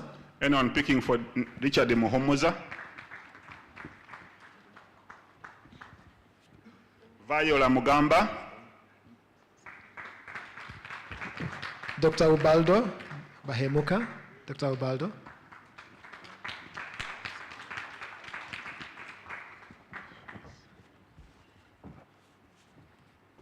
Jeremiah Nicholas Bosa. Okay. Mutenyu Kwestiga.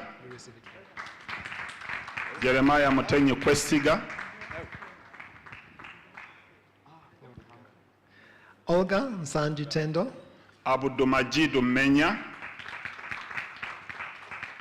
Abudumajidu Menya. Isaac Sekitoleko.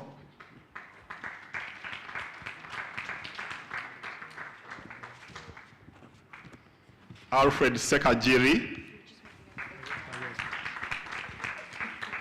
Excuse me. Congratulations. Bridges Wolsimbi.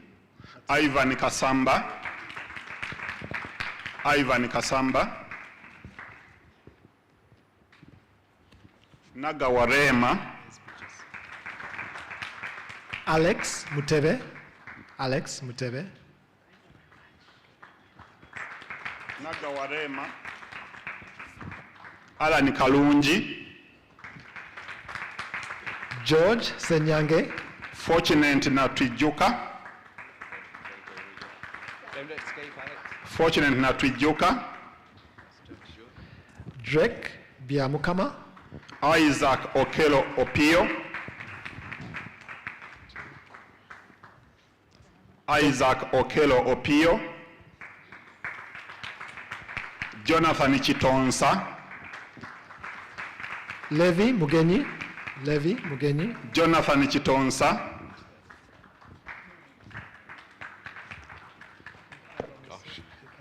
Jacent Nasuna. Laban Kato. Laban Kato. Richard Muhumuza. Ivan Kasamba. Nagawarehema.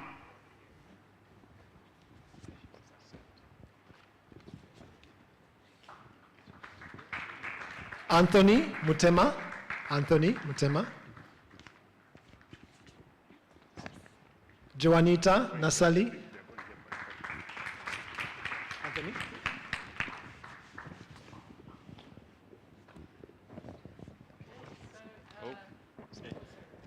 Linda Lillian. Linda Lillian.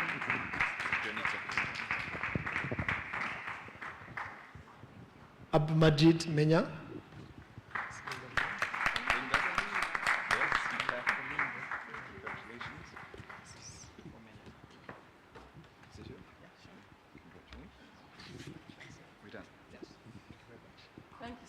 idea was everyone would stand up behind here, and then some more along here.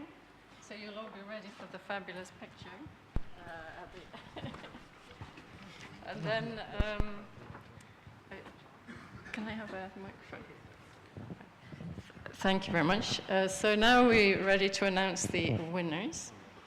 Moffat is pointing to Pointiana, but there are 4 winners, so you can come and present 2 each. Since we have, this is a UVRI MRC joint conference, right? So I'll start with there are 4 winners, but I'll start with the one who won the 3rd prize, which is Menya, for his poster on piloting co-developed disability inclusive health systems strengthening interventions to improve access to healthcare for persons with disability in Uganda. So many congratulations. Will you come and stand in the middle? And then there were two tied individuals for the second. Oh, by the way, the total was out of 60. You could score, the maximum you could score was 60, and Menya scored 54. So we had 2 people who scored 56, and that was Joanita Nasali. This was for a poster on machine learning-based risk prediction model for type 2 diabetes mellitus among young adults in Uganda, a case study from Mulago.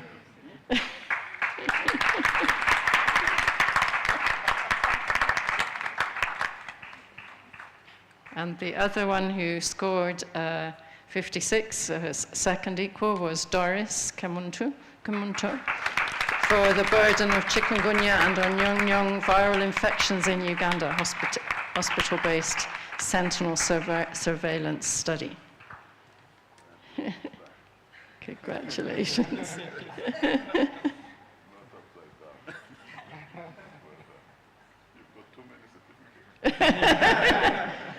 And then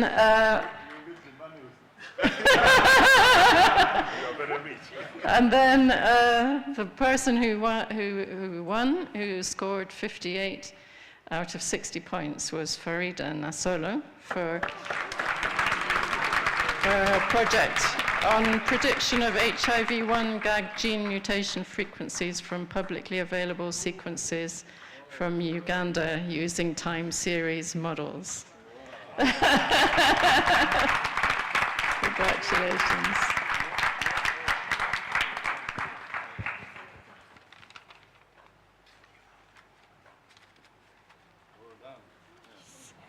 Thank you very much. Thank you, everybody. Thank you.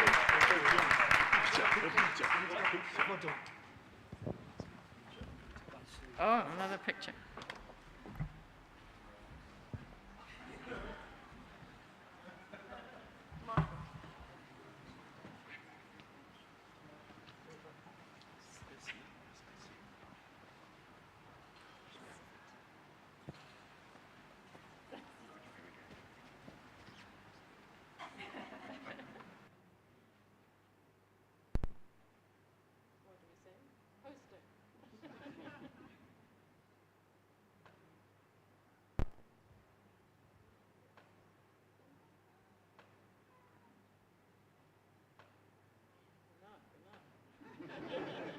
Thank you very much.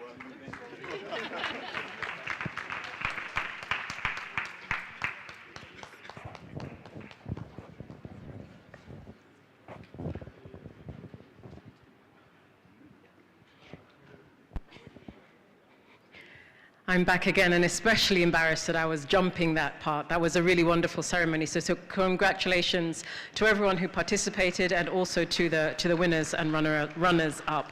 That was fantastic. So what I was saying far too early is we do have now on the tables a request. It's a QR code, very similar to the one that was used for registration. Very, very brief survey. And we would really request, if you can, please, just to take a minute or two to evaluate the conference. It would be really important to us to learn what went well, what didn't go so well, what we can improve on next year. We've had some informal feedback at break times and through a few emails, but it would be really valuable to us if you could please just take that quick minute to evaluate us. We want to do this all again. We want it to be even better next time, so your feedback as people who have participated either online or in person would be invaluable. So yes, that's just a request, please. And with that, I will hand over to Professor Moffat, who close up the conference. Thank you. Well, thank you very much. I think it's just a matter of a vote of thanks, really, rather than anything else. Just to say thank you very much to everybody for coming, for joining us. A special thanks to our distinguished speakers. We had a number of speakers from across the world. Really, really thank you very much. And obviously discussants, panel members, people who chaired the sessions. You made it what this conference has been. So thank you very much. I genuinely hope that you enjoyed things as much as I did. I think it was a fantastic experience. Obviously, the evaluations are still to come, so I can't jump the gun. But from my end, it was a fantastic experience. This was our inaugural conference. Not that we've not had meetings before, but it was much bigger than the meetings that we've had before as a unit, as UVRI, and undertaking it collaboratively. So we are so happy and grateful that you came to join us. The main elements, objectives really, were to try and showcase, provide a platform, not just our work, but provide a platform for showcasing work within the unit, within UVRI, but also from our collaborators, our partners. And I think in general, we probably managed to do that. The other element was to try and stimulate discussion, stimulate collaborations, new collaborations, partnerships. We've, I think, managed to do that. I've certainly made new friends, and I've established new collaborations, and I think there will be even bigger institutional partnerships as we move forward.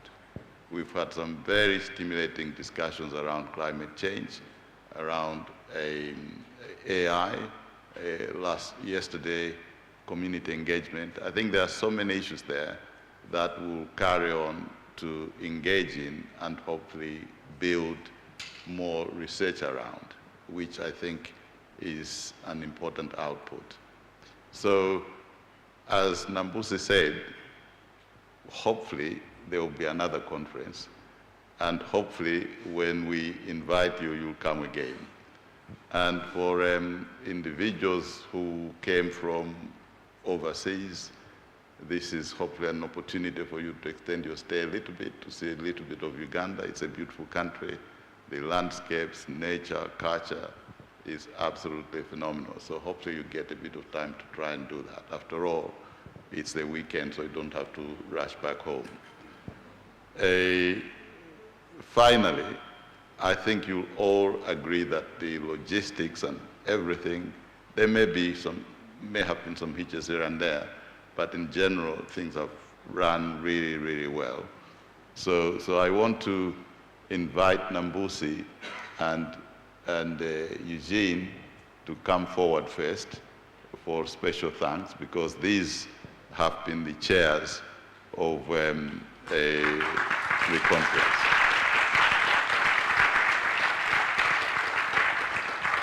So thank you very much. Really, really impressive. You've delivered it, yeah? And they had a huge team, so I want that team to come forward. No need to be out there for security. You can come forward so people can see who you are and how much you've contributed to this. And while they're coming, we want to bring in other people who have been particularly instrumental recording, taking notes, the rapporteurs, IT people.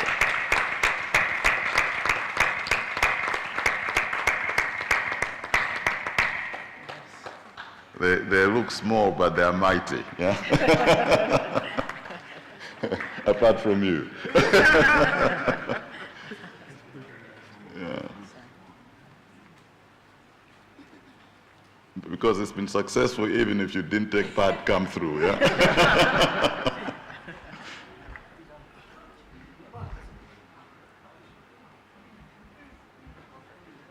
Yeah?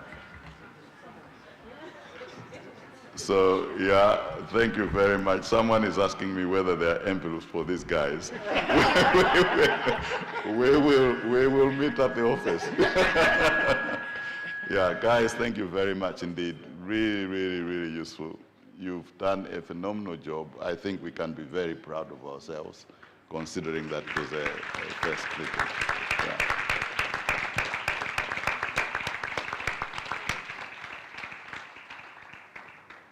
Okay, well, with that, I would say thank you. And anything else you want to say? Do you have a date for the next? Okay, well, thanks very much. Thank you. And with that, we say this is the end of the conference. And once again, thank you very much. We want to wish you very, very safe travels back home. And let's continue to engage, communicate, maintain the friendships. Thank you very much. And for some of us have to carry on. So for the members of the Scientific Advisory Board, we'll meet here. So have quick lunch and then we'll meet here to carry on with the discussions. Thanks very much. Paul, what time? Do you want to say anything?